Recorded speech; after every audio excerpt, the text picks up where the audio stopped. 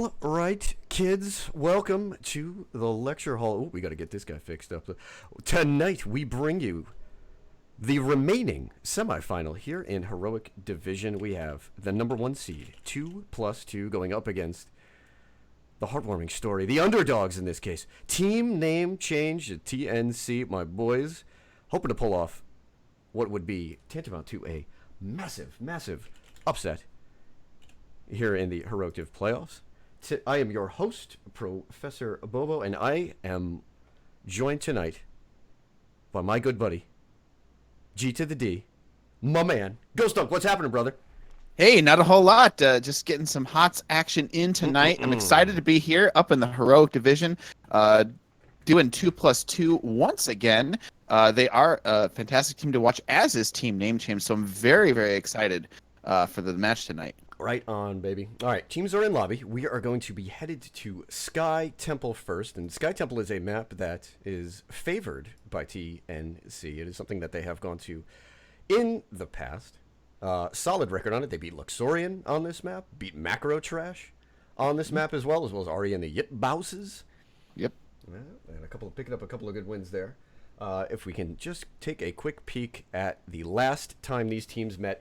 It was a bloodbath, folks. Map number one on Towers, 2+2, actually with a historic, record-breaking 25-0 domination on the first map there on Towers. And map 2 was played on Braxis. I think there was another 40 kills.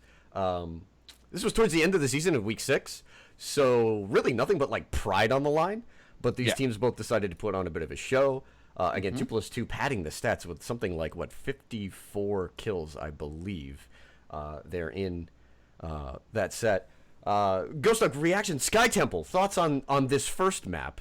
It's the wild card map in NGS. Almost nobody plays it, and when people pull out Sky Temple, it's because that they think that they have stronger macro in general, or that they've got some plan, as I think TNC probably does here. So in making this home turf, I think it's a very strategic decision in far as this season goes, and we're going to see if it pays off. And Sky Temple was a map which TNC picked up a victory against OSD in their opening round matchup. A neat game in that OSD, broke with tradition a little bit, went with some very powerful level 10 heroics, including like Pyroblast and Containment Disc, and TNC just did a great job of sustaining the early game pressure. They turned it around late and picked up one of their 2 victories on that map. I just want to give a quick shout out before we go to our clips here. Follow Slarpy, Lucityro, Puyer, and the Richard Gear. Thank you. Axon, who's in this game on the side of 2+2, a literal bit god, one of the beloved bedfellows that just bounces bits off of us every single time he hops on in. Axon is the man. All right, and if we can, just a quick word here from our captains. Unfortunately, McNulty did not get me the highlight clip in time, but Metball, man. Did you check your DMs? I did check my DMs. I'm checking now. I got nothing. Okay. Which kind of cracked me up. A little bit of an inside joke there. I sent Bobo a file once in his DMs and didn't even check it. I know, but you know what the thing is I think that was the game that I wound up losing because Twitch broke, and it definitely had nothing to do with me, right? And that this is going to be a difficult play to make. Woven but anyway, has to use Vault, getting ready to head on and ready an okay taunt. Now looking to pick up the kill there on Divine Fate. Ancestral Healing comes out. The boss has this keep down to half health. The slam comes through, and what you would call Maev is our first key to the game. Tip of the hat. I believe it's I don't know if it's a McNulty quote, but it's definitely something that was attributed to 2+2. Anybody can solo lane if they're wearing an Abathur hat. Will TNC let Croven hop on the slug tonight? Yep. Second point there. Adapt or die. For TNC, this has been an interesting season. I've been able to follow these guys just a little bit here. I've seen them play aggressive early game comps with double tank. And I've seen them in the last few times that I've been able to cast them play team fight comps that are built towards the 13-16 power spikes so that they can just survive in the early game, just dominate late, and then take it in. Finally, our draft spotlight. I just had to pick up on something from Heroic Div chat. This is according to Tempest, so these are the official Tyrael rankings for Heroic Div. McNulty is greater than Nukes for Kids, who is just greater than Swoop-a-Loop. McNulty making the power play here. Ghost Dunk, he has a 100% win rate on Tyrael. Do you know how he acquired that 100% win rate? I actually do not. Can you tell me? Well, he only played one damn game on the hero. Oh. So he won it. In fact, McNulty actually has played less Tyrael games, which is just kind of a funny little wrinkle, than his teammate there, Croven. So, but listen, it's calculated, right? We're doing the math. 1 for 1. It's 100%. That makes me the best Tyrael in the heroic div, does it not? That's stats for you. There's lies, damn lies, and statistics, as they say. Oh, God. All right. We are headed... And just a quick shot there. Shout out to Swoopaloop. Brother, I see you in chat. Had to give you a little bit of a snipe. Draft is here, baby. We're headed to Sky Temple. Yeah, and I'll give you, actually, there's a better hero that's 100% on the side of 2+2, and that's Junkrat. Yes. It's their most played character, and they've got a 100% win rate on it. I mean, I probably have a 100% win rate on quite a few heroes. But Junkrat actually is a hero that can be played by TNC, as it would go to Met Ball. So it will be very interesting to see if that hero is highly contested or if one of the teams is planning on working around that hero. Again, keep an eye on the Abathur. Mm-hmm. And I feel like TNC has got to have something up their sleeve. Looking at their past in NGS, they definitely are more likely to play an odd combination of heroes. Like I see a few Illidan's. I see, I think a few. And there's the Junkrat ban. But they leave the Abba up. But not cheese. Like, we definitely want to be specific. 2+2 is just too good of a team to be trying to break out something that's, I would assume anything along the lines of Juice Pirates or just some sort of cancer push, I assume. Yeah. But again, they do like to throw their little wrinkles in there, and the Illidan is a very interesting possibility here on Sky Temple. Mm-hmm. Smitty reminding us, Into the Fray is banned tonight. Mm-hmm. A wonderful and entertaining bug. I encourage everybody to try it out in quick match and unranked, and I don't know, maybe you just bring it into those high-pressure situations, but it will not be allowed here tonight. Boss is just going everywhere. I like the molten core throw. That's easily my favorite. I hope people are making clips of that. Yeah. Mouth, the first pickup here on the side of 2+2. So nice. Nice. If you've been watching it mid-season brawl, this is not a surprise. No. This is this going to wind up being like a Dignitas draft? Yeah. Or anyone in a mid-season brawl, actually. Like Malfurion is just like first pick, Malf, just grab Malf right away. But I am interested to see what they grab here with these 2 picks. Probably going to be some pretty neutral grabs right up front. Yes, and we are in a period in which Diablo is, I guess you could say, fixed. Lightning Breath is now allowed, and the hero received a little bit of a buff during the balance patch, but it's just odd to see a hero that, towards the end of Season 4, probably had a 100% win rate for probably the last month, I would guess. And he has no place in the playoffs. Okay, they're going to grab their support right away. Their Rhaegar. It's a very surprising placement of Rhaegar right here in the 1-2 picks. I don't see that very often, but, maybe they've got a really strong Rhaegar, and maybe they've got, maybe they've got an Illidan in mind or something. Support for the Genji with the dive, and Rhaegar adding to the wave clear, camp clear. One of the supports that can just very, very easily hold a temple, an objective here. It's a great Rhaegar map. If you want to go Genji, okay. So here's where the wrinkle kind of comes in. If you want a dive support in the tradition of Uther or Rhaegar, if you grab the Uther early, the other team is just going to snap a Lunara against you. So Rhaegar now actually sort of becomes the better, more versatile pick. And there's the Gary, and there's the Abby. Yeah. So I wonder if Rhaegar maybe is, to help with camp pressure, maybe help with the push against the Abathur, because you have to, if you're TNC and you don't ban out the Abathur, you have to imagine it's coming in this first round. Yeah, and what's kind of neat is that 2+2 actually chose first pick. And when you're trying to build Abathur comps, because it breaks the traditional thinking of what you're going to do with your 5 persons on the team, I actually think it's a benefit if you are trying to play for the Abathur comps to grab first pick. Because I think it's a lot easier to play around or play against an Abathur if you're willing to let it go through the draft, if the team that you were trying to play against only has 2 picks in the first rotation. Yeah, agreed. But we do see a Zeratul ban. That's I don't know if it's a comfort pick, but 2+2 definitely plays a lot of Zeratul. So Junkrat and Zeratul definitely targeting one or more members of the team on 2+2 because I'm not familiar with the people exactly. Dahaka ban comes up, so we get rid of a global to go with the Abathur. Yeah. Pressure. Always very good to keep up that Abathur global advantage. You want to stall out objectives, let Abathur force a hero that can't get up top quickly to either deal with the Abathur or let them just sit there and get XP. Sonya. The Zeratul ban to me smelled a little bit like the possibility of a Jaina. Junkrat to not outrange her. Yeah. Jaina is a hero that is... Okay, Li Ming. Yeah, Li Ming as well. Looks like they're going to go pretty standard here. They don't have their tank just yet. So, Sonya, Li Ming, Genji, just straight up normal. And looks like TNC is just going to try and play the map as best they can. TNC just going with what kind of looks like an old school, kind of like a Korean Sky Temple comp. You've got double resets, a ton of mobility, a lot of blow up, and the Sonya who can just do whatever it is you need over the map. I expect TNC to go with the Murden here. Last pick. Are we going to get our Murra Steve? Let me hear it from you. Matsuro in chat. I know you're there, buddy. They do love their Murden. And again, it contributes to the idea that this is an old school Sky Temple comp. If they go in that direction, it does everything. High mobility, jumping over walls, grabbing picks, so on and so forth. What do you want to see here from 2+2?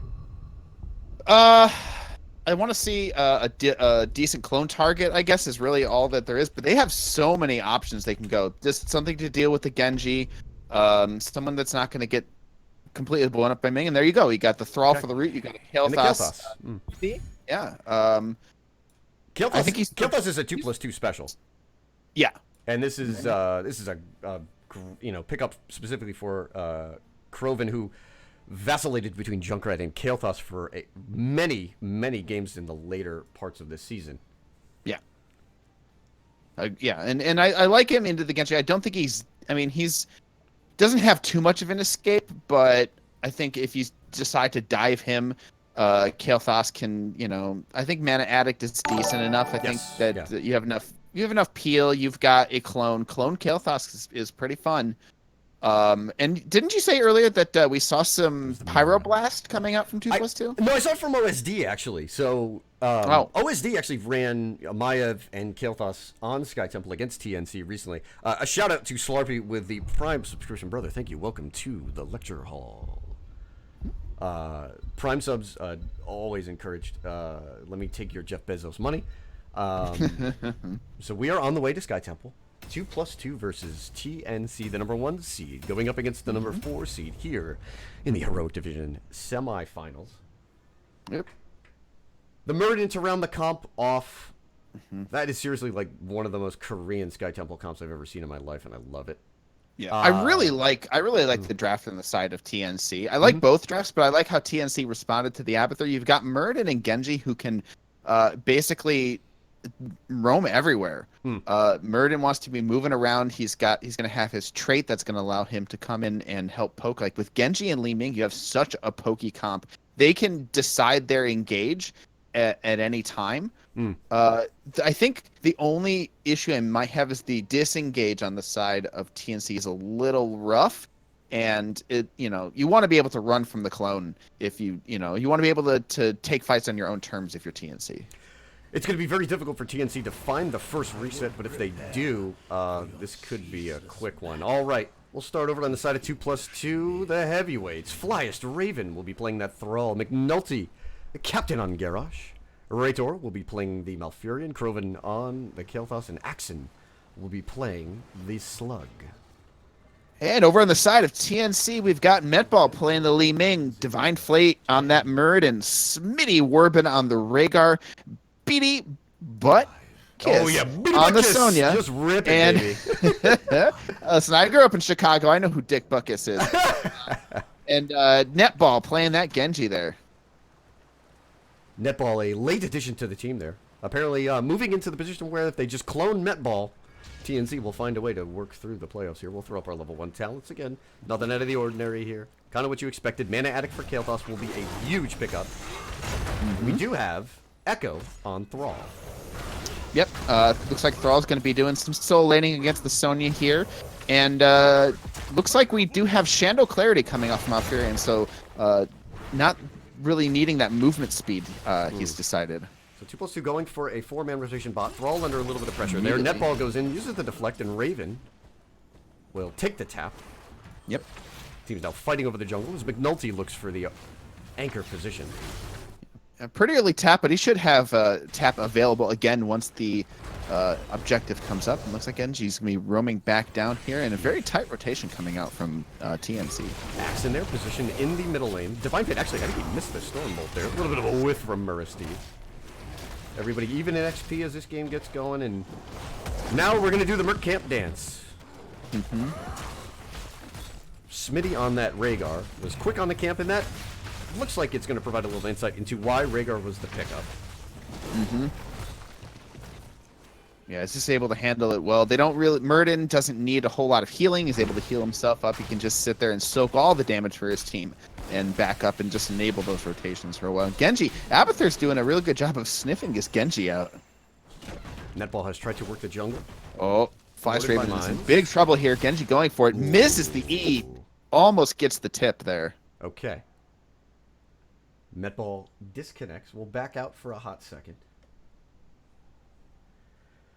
So, it is extremely early in this game. We're taking a peek at our talents. 7 stacks on the side of Thrall. That is Echo of the Elements once again. 6 globes already picked up by Krovan on that Kael'thas.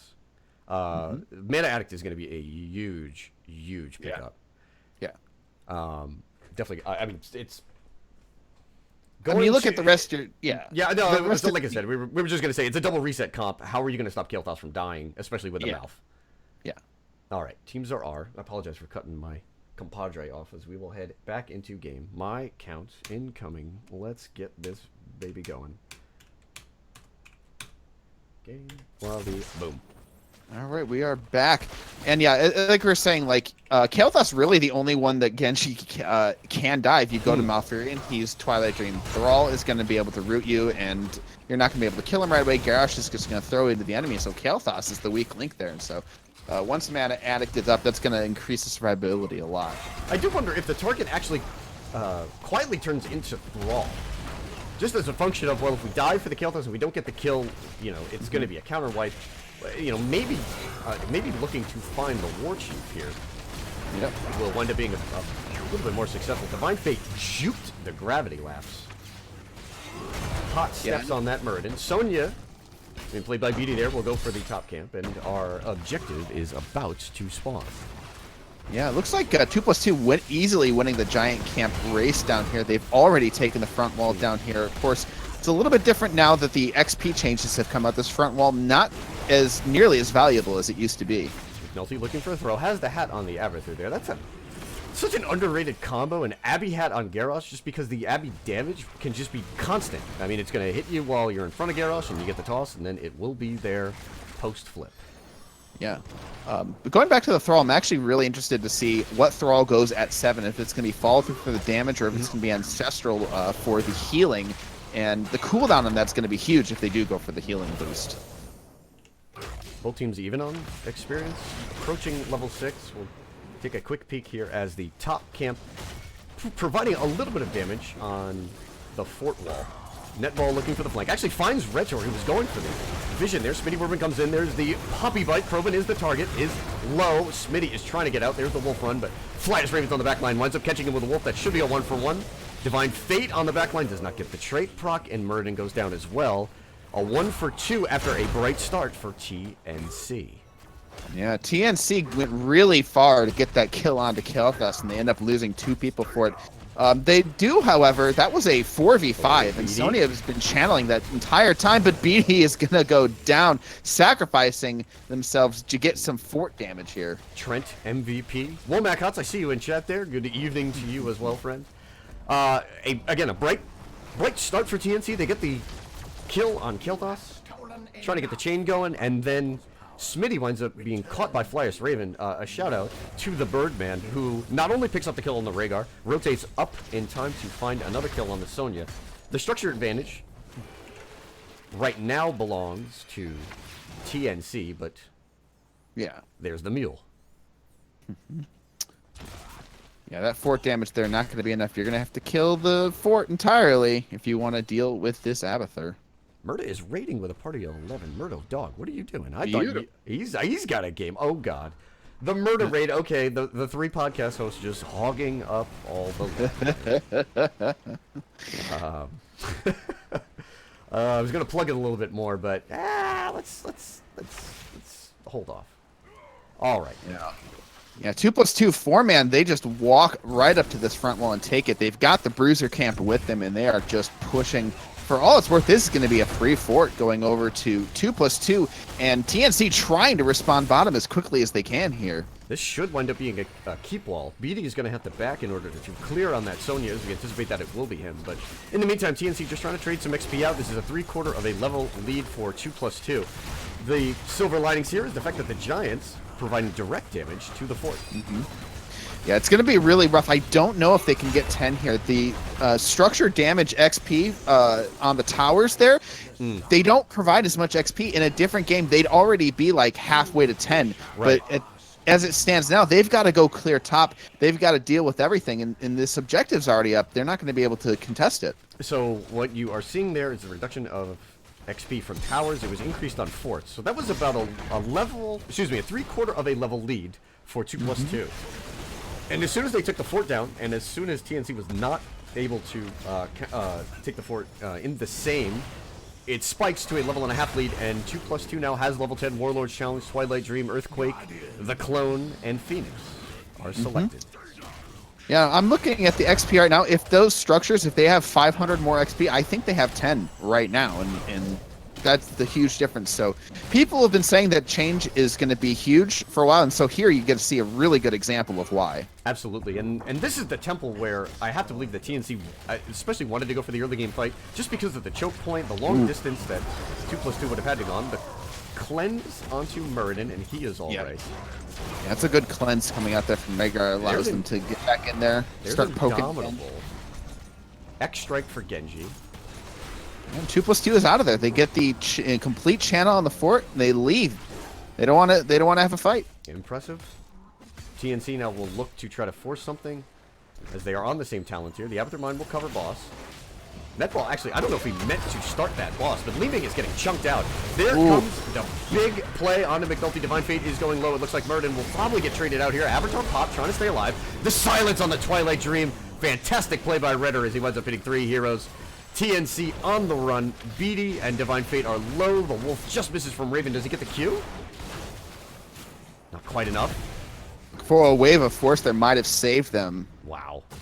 Yeah, Raven still really. has a chance. Okay. Wow, what a fantastic escape there coming up from TNC. That was like such a huge mistake pulling that boss and getting the leaning chunked out. They had done it after they had already started their engage, and they were just sitting ducks. They could have lost 3 or 4 people there. Instead, they only lose 1. And a fantastic play by Retor there on the Malfurion as he hits the, I believe it was a 3-man Twilight Dream inside the Phoenix. Taunt comes out onto the Muradin. There's the X-Strike there, looking for Krovan here, but Genji immediately gets blown up. While Flyest Raven is doing a great job on this Thrall of securing kills. Yeah, a bit of a panic there on the X-Strike from the Genji. Genji trying to get as much damage, push them off the point, but they're all just fine. They all have plenty of hit points, and instead it just acts as a kick-me sign, as you know exactly where the Genji's going to be after the X-Strike. 5 kills for 2+2 right now. TNC just holding on to their inner structures as their keeps are about to be under pressure. Behind on a talent tier, it's a full 2-level lead, and 2+2 now can start to paint the map blue.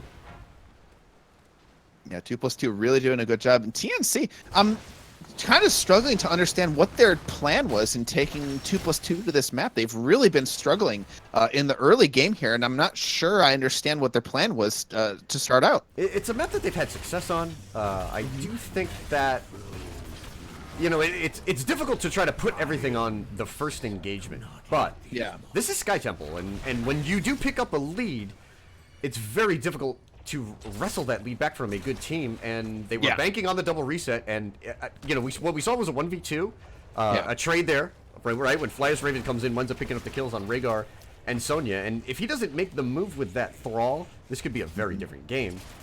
Yeah. But right now, here we stand as the team's trading temples. And TNC thinking about a boss. They're still down at talent here. I think they're just making sure that nobody gets it. Maybe possibly trying to bait it out here. And 2+2 does show that they were on the top camp. Flyest Raven, the only member of 2+2. Yeah, but they know that they're not doing this. Boss Genji's just kind of walking around. So 2+2 trying to plan out their engage, trying to figure out where everybody is, sort of de-set this trap. What's the word I'm looking for? De-set this. The thing where you make a trap not do what it does. Chat, help, Ghost Dunk. Huge gravity lapse. The Phoenix combo comes out as well. Genji actually receives the Ancestral, but is immediately chunked out there. Wow. Kroven with a big gravity lapse. Phoenix came out as well. The R button pressed 4 times on the side of TNC, 3 times on the side of 2+2, and now Divine Fate is looking to try to pick up a kill. McNulty under pressure. There is the Earthquake. Sonya goes down. Raven is just blowing up this game. Divine Fate's trying to find a path out. Genji goes in with the X-Strike, but Netball could be next to follow. It just sneaks away. There's action on the clone. Yeah. The burst is just too much. Sony went down there immediately. Wrath is not gonna save her. Yeah, it looks like Murden.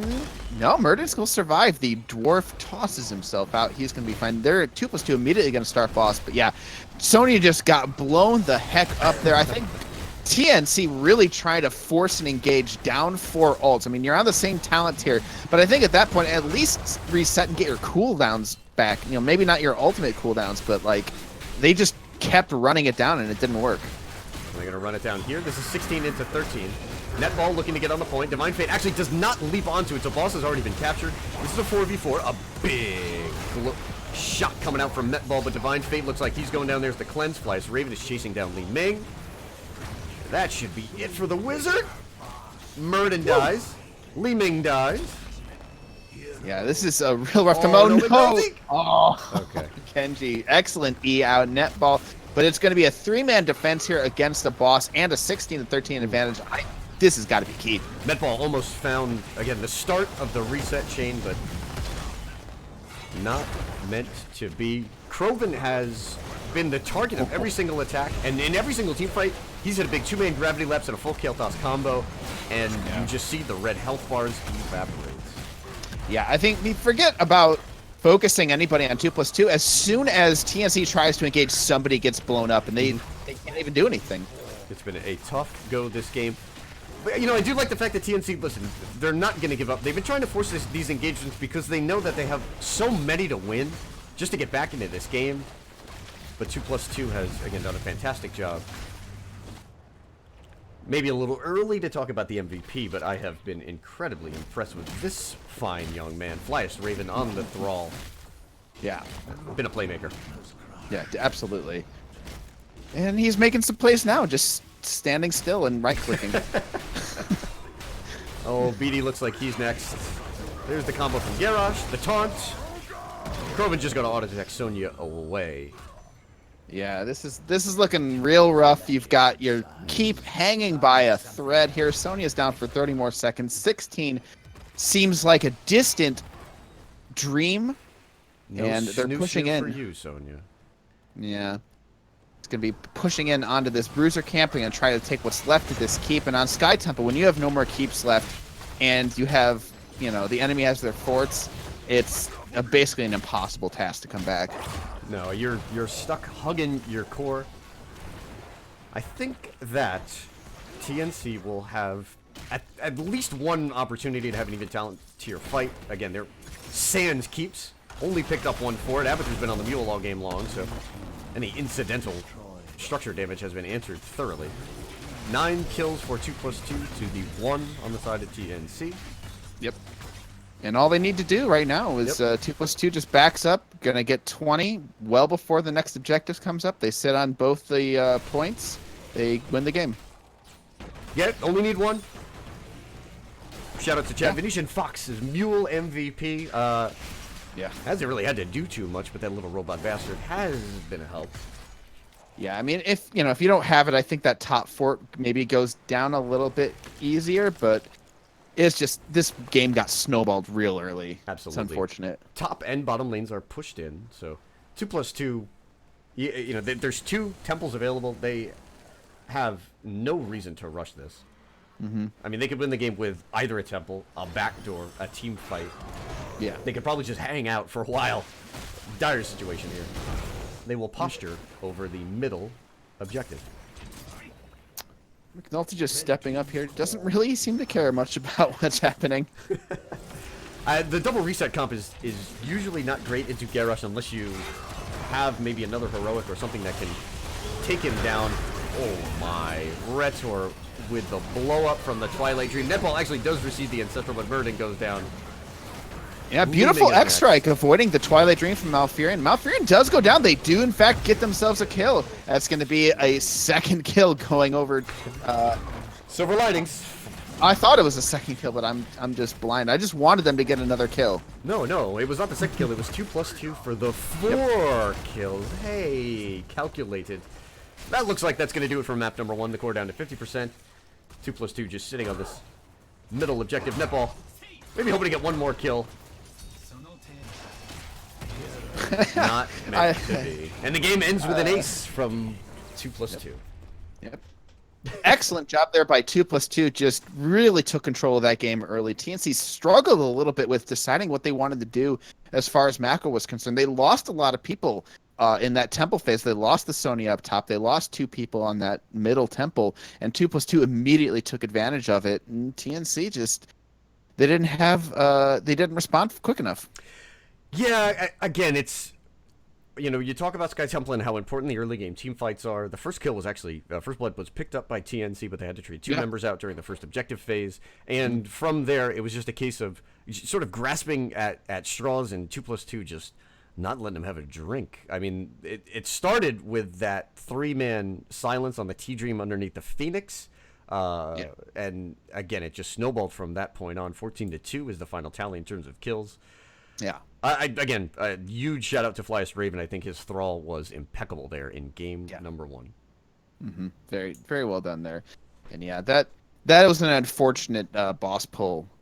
Yes. There in the back end. I know that was not intended, but it just started, like, that start of that fight began with Li Ming taking like 3 autos from the boss and being at half health. And there's really just too much panic at that point. Thrall can get to you, Malf can get to you from range, so a bit of a problem. All right, so I'll give TNC this though. They really tried to make it happen there. You down there and you try to take the fights down talent tiers, make something happen.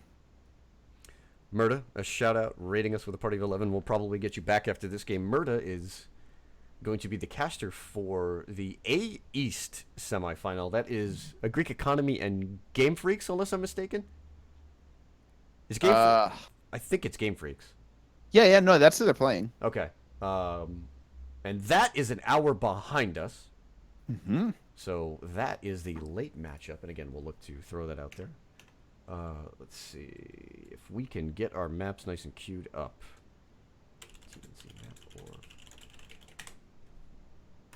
Okay, we're waiting on the next pick here. Yes, we are. Very nice, very nice. Try to keep teams in the Bobo chat so we can do this a little quick here, but Metball is a thoughtful individual, and TNC will use much of their time bank here to make the selections. Yeah. Changes you want to see in Game 2, starting with the draft, because we really liked it. I don't think it was a problem. I maybe, like, the one criticism I think I would have is the double reset comp into Garrosh. Yeah, that was kind of rough. I think I want them to have a crisper notion of what they want going into the game, because I feel like there was some mistakes in that game. There were some confusion about when to move out. Like Sonya got caught up in that temple. You could have left that temple a lot earlier, gotten something elsewhere on the map. It's going to depend on whether TNC goes map pick or first pick here, and I think it'll depend on the map, like what I want to see. Okay, so TNC went with first pick. They jumped on that bad boy. All right, map number 2 has been selected. It's one of the newer ones. Ghost Dunk, where do you think we're headed, brother? One of the newer ones, Mm. boy. Is it the Braxis holdout? No, we're not going there. Oh, No, okay. that's gross. Don't even threaten me with that. Hey, maybe maybe they're just trying to throw them off their game. No, where are we headed, Bobo? We are headed to Volskaya Foundry. Volskaya Foundry, beautiful. 2+2 will take us Mm-hmm. to map number 2. We'll Yeah. go ahead and get our lobby set up and get our teams squared away. Yeah. So the Abathur is in play again Yeah. by the nature of the map and how the split push is a thing. Although I think Abathur has moved down the meta on Volskaya. I expect it to be a part of this draft, either banned or picked. But that's odd. Again, If 2+2 does draft Abathur, I really want to see TNC just go all in on point control and just let them have the Abathur and win the objectives. I thought that Abathur was just, again, a little odd in that he fell off here. Once the protector changes came through and the early game seemed to become more important than the late game, that definitely was a part of it. Let's get everybody swapped nice and correctly there. But it's not a great Dahaka map, for instance. It's a map that's large enough that Falstad can't always get from top to bottom in the most efficient of manners. Mm-hmm. But do you think that TNC will let that through again? I kind of doubt it, but they didn't ban it they didn't ban it in the first set, in the first match. Excuse me. I would let an Abathur through. Okay. Yeah, I don't think it's that big of a deal on here. You let the Abathur through, and then you play to the objective. The Protector is a very strong objective. You go around and you use your mana advantage to get items, and then you try to snowball the game from there. Yeah. I love the item interplay there, especially that late game when one team just seems to have 4 little things that they can throw down in the area. Teams looks like McNulty and 2+2 are ready. We'll confirm with Metball, and then we will head on into draft. Map number 2 will be Volskaya Foundry, as 2+2 takes the 1-0 advantage. This is a best-of-3 set, so this could be the last map of the year for team name change. Yeah, not the year. My goodness. Well, the season. Sports cliches. Bye. Goodbye, TNC. You are banned from playing for the rest of the year. That's it. You made it to the semifinals in Heroic. Big friggin' deal. If anyone listens if anyone listens from Hello from the Magic Tavern, they're banned from the game forever if they lose. Tempest it's like a mittens team. Tempest is throwing shots in chat. 2+2 on a team fight map. Rip TNC. We will see. Everybody's ready. We're headed to draft. Yeah. Mm-hmm. I'm excited. I'm so excited to see this. And I just thought of something. If you do have an Abathur, technically you are at a disadvantage as to how many items you can carry. And technically you're at a disadvantage about how many people you can throw into the Protector. I've never seen a slug in the robot. I kind of want to. It would be real easy. They just they just tunnel there and get in. I've never seen anybody ballsy enough, unless it's like late game and everybody's dead. I don't think I've seen an Abby in the Protector. I don't think you want Abby in the Protector because while you're pushing with the Protector, Abby can just be soaking. But it's cute and adorable. Oh, it's fun. Oh, it's. I'm not talking about I know it's the suboptimal play. They ban it right out immediately. Okay. You were right, Bobo. Don't want to see any of that. Can you imagine though, like little Abathur in that little cockpit, just like an expert pilot? I mean, he's got enough. I don't know what you want to call them. They're not tentacles. They're not quite arms. I mean, I'm sure he could. Appendages. Appendages. I'm actually sure that Abathur, having all those little nubs or whatever the hell you want to call them, he actually should be the only hero in the game that can both pilot and play the gunner. I mean, dude, he's got the limbs for it. Like, let's go. Abba, new first pick OP meta on. I mean, so does Phoenix, and so does Asmodan. One of my favorite visualizations is trying to imagine Asmodan just cramming himself into that Protector cockpit. Like his little claws are like peeking out. Oh my god. It's cramped in here. Fat guy in a little robot. Exactly. Like what the hell? Genji, the first ban here by 2+2. Not surprised. And we move over to I don't. That's really not TNC. Yeah, that's true. That is very true. But I'm just going with what the meta is right now at They this point. they do like the mouth. Like I said, it seems to be usually a little bit rare that they go with the support as that high up. Yeah. If we're talking fun supports, I'd love to see an Alex Straza. Alex Straza's great on this map. Love to see a Deckard Cain. I think he's another fantastic hero on this map. Yeah. Unfortunately, Urel not eligible at the moment. I don't think anybody would pick her right now anyway. Oh, that's very true. I don't. All right. TNC takes the Garrosh. Yep. Remember, not allowed to pick into the fray. Yes. I don't think we'll see that, but just a heads up. There is your Malfurion. Yep.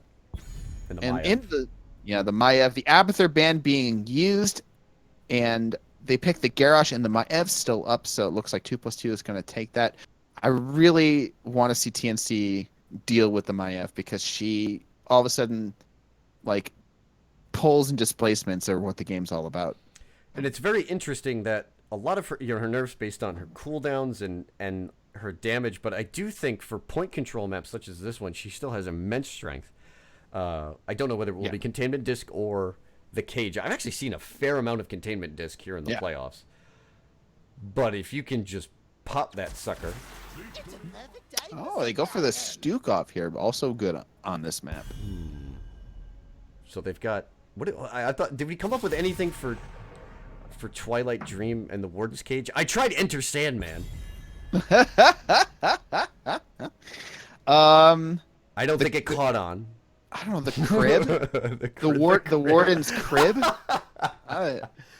Chat, help us out. Throw something cool out there, please. We're struggling. I don't know. For some reason, I wanted to go with the old school Metallica reference. Why not? I do like that, though. I do like Enter Sandman, but you didn't seem very confident, so I tried. No, because somebody called me out and they're like, "Chromie," and I'm like, "Get that out of here! get that hero gone." All right. Yeah, for one, Chromie is not a man, but it is a lot of sand. All right, so Sonya is banned out here as 2+2 look to get rid of the preeminent solo laner. 10 seconds left on the ban here. Yeah, I do like Sonya on this map, especially into like a Maiev. She works real well. I gotta wonder what they're going here. I'm a little surprised with Sonya though. I always expect Blaze as the counter to Maiev. Yeah, but maybe 2+2 are looking to pick it up here for themselves. ETC banned out as well. There's the Thrall and the Falstad. Okay. Here's the Falstad once again, like you were saying. Looking for the bird. He's so good top to mid. Mm-hmm. It's a fantastic map for Falstad in those shorter rotations. There's a lot of walls that he can also just very easily dash over. But again, he sometimes can struggle a little bit to go all the way from top to bottom. But you put the bird in the middle of the map, you let him fly around a little bit, make some plays. Yep. Do we think we're doing a little bit of laser action from Falstad, or are we just gonna go standard gust? Do you know what 2+2 does? With a Falstad? No, I actually was not able to catch a replay of that. Man, that's a good question. Chat, is it going to be a gust or is it going to be a meme beam? That's why we got him here, man. Tempest is hanging out in chat. Plenty of fans for both sides. Yeah, that's very true. Yeah, I don't know. 2+2 is like one of the very few teams I was just not able to get a cast during the regular season. Malthiel Zeratul. I actually like this. Okay. This is aggro. This is targeting that Falstad. Yeah. Have we seen Void Prison into the Warden's Cage? Is that used as like a counter of sorts? Like that just popped in my brain. I don't know that it's even... Maybe, but if you're going to do that, you're likely going to freeze your teammates as well. So unless you've... Unless you've outlasted every other cooldown, you're still just likely to get Malfurion just throwing roots underneath the damn thing. It's... Right. You know what? It's almost like 6 of one or a half dozen of another. Do you want to live with the combo that they have for the cage? Or do you think you're going to survive once the VP comes down off of the reset? Yeah. It'll be netball on that Zeratul. This is going to be an interesting match. It is. TNC trying to keep their season alive here on Volskaya Foundry. Map choice of 2+2. McNulty rounding off the comp with the Johanna. We do have chat saying TNC has been saying that Metball is the best mage in NGS, so I'm gonna look for some huge plays out of him here on the Junkrat. A crowded and highly contested field. I'm trying to think of who else we could throw out in there. Lightnex from Amazing. Shu over on OSD. Rexpa would probably like to have a word with that. Who else did I miss? And an interesting wrinkle here. Axon will now be on the Thrall. Flyers Raven is the Maiev player for 2+2. Yeah. If they play Maiev as well as they played Thrall, this is going to be a rough game for TNC. Absolutely. All right. With the 1-0 advantage, we'll start over on the side of 2+2 as that is where the map shows. McNulty will be on the Johanna. Axon will be playing the Thrall. Flyers Raven on the Maiev. Kroven will be flying on the bird, baby. That is a Falstad game for us. And Retor, the Pleb Malfurion, rounding out 2+2. And on TNC, we've got Metball, the self-proclaimed best mage in NGS, or at least team-proclaimed. Divine Fate playing that Garrosh, Smitty Warbin on Stukov, Netball on Zeratul, and Beady Buttkiss on Malfoy.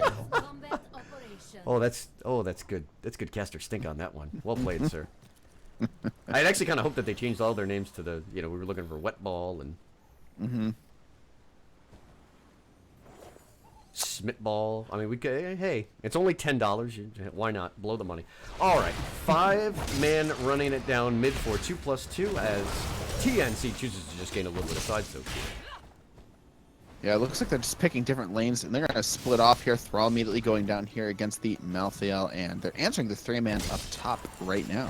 Reb Tevai calling it 100% Gust. Okay.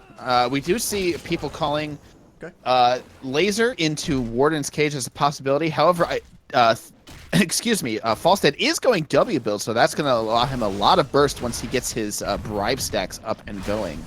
I think W build has actually kind of turned into the competitive meta, with the exception being those maps such as Tomb of the Spider Queen, where you can get the late game stacking provided by seasoned marksmen.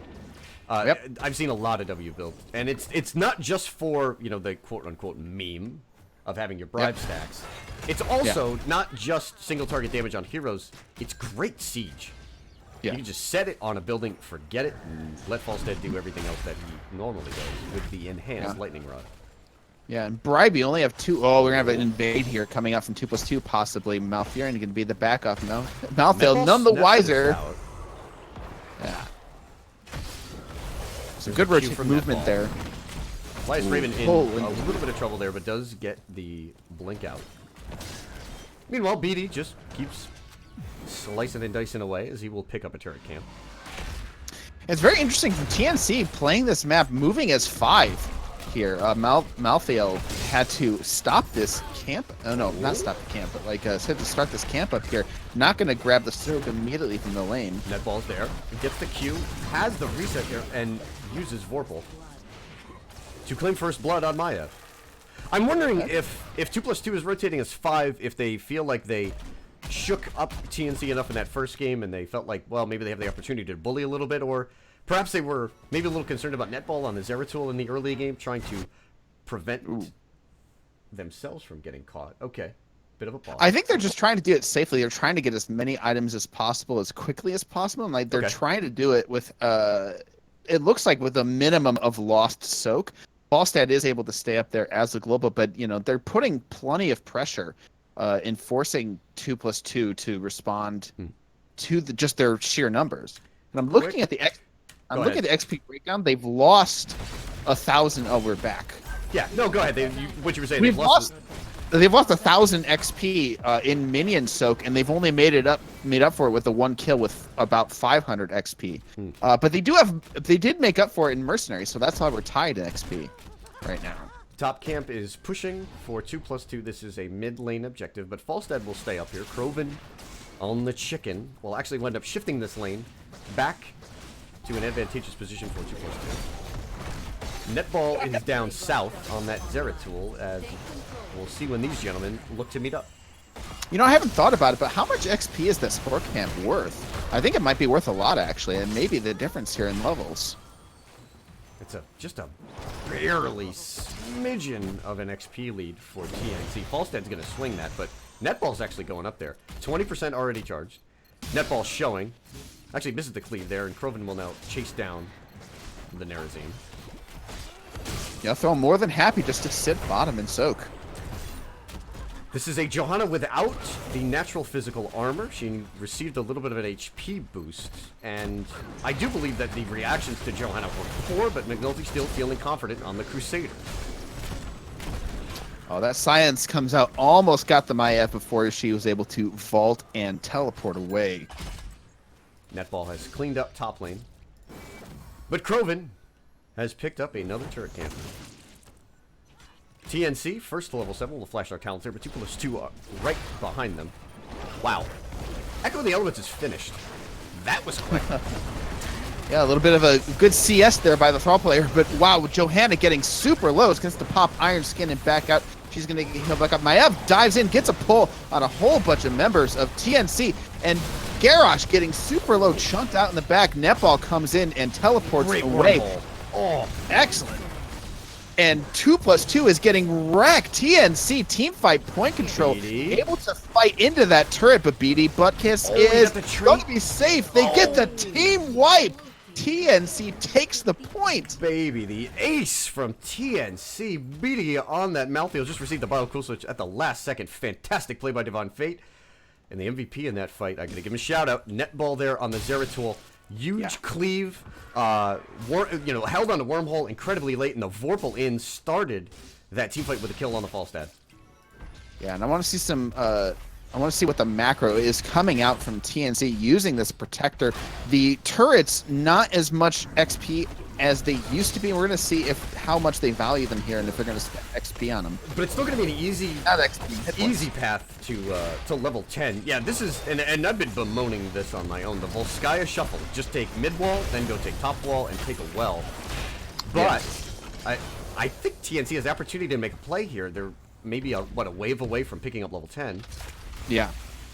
Oh, just a tower away. They're going to grab. They're going to get, as soon as one of these towers blows up, they're going to have 10. They're going to be able to push in. If they can get this fort, or at least the well up here top, it'll be really good for them. Instead, they're going in on Thrall, and Thrall gets taken out bottom. Netball is on fire. Wow.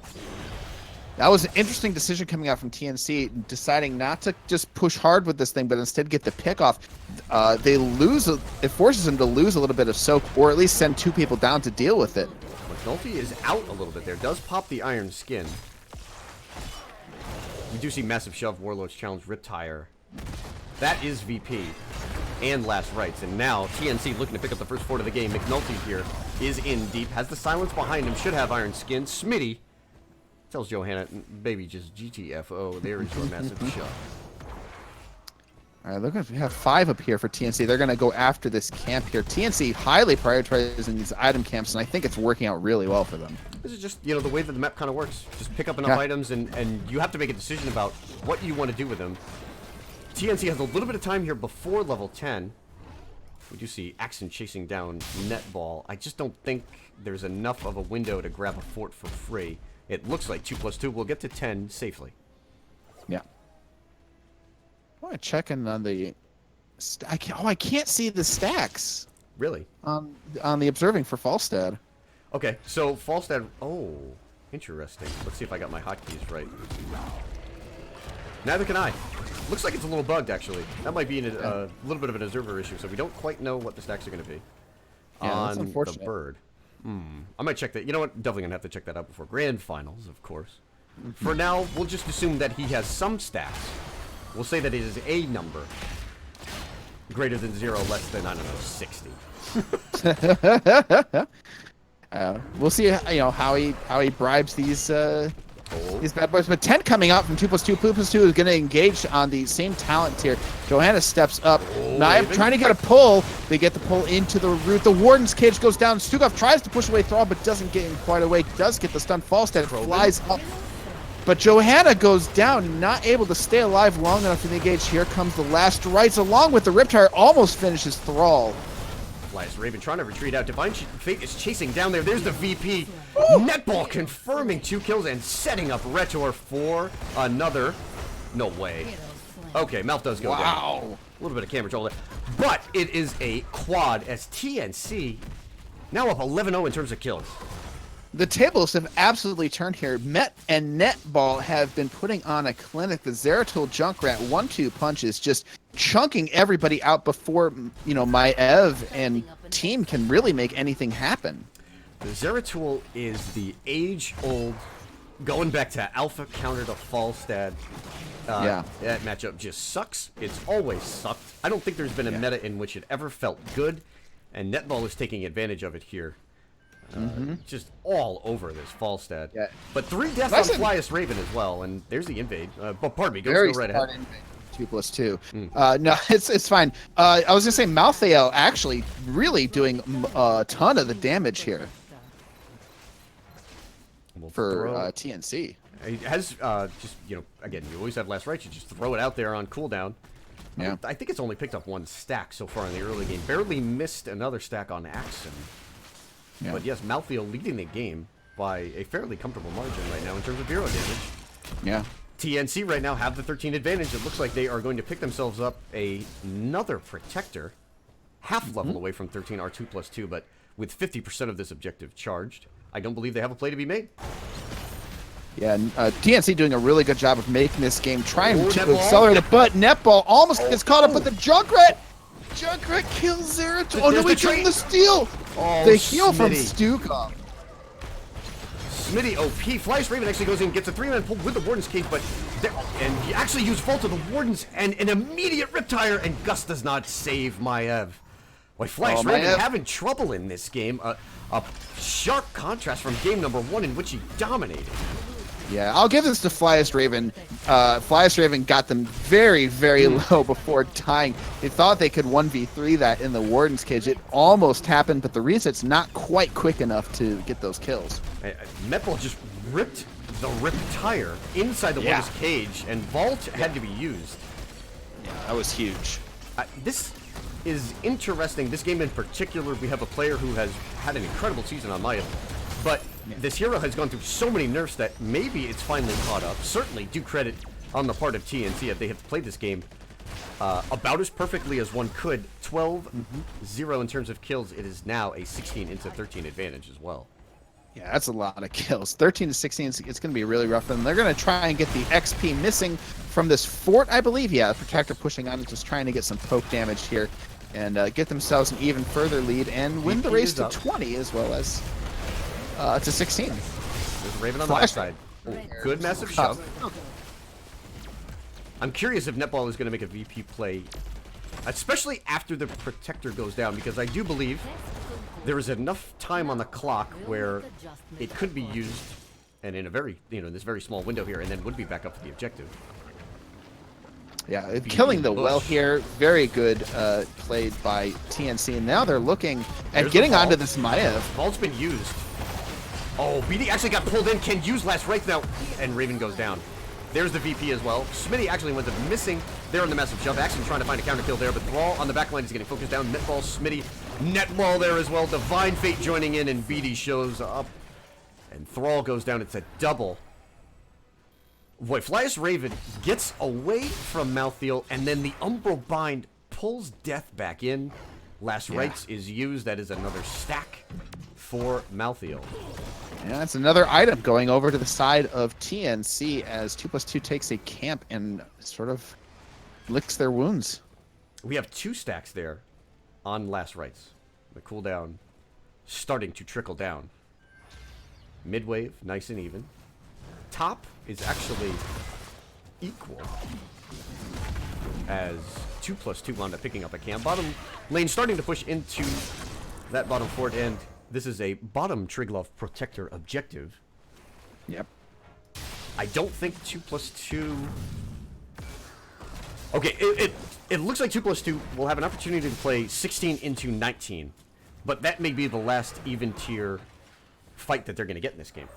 Well, they're trying to find the pick on 2 members here. 2+2 can't rotate quick enough to make it happen. Falstad finally shows up and decides, maybe I'm late to the party.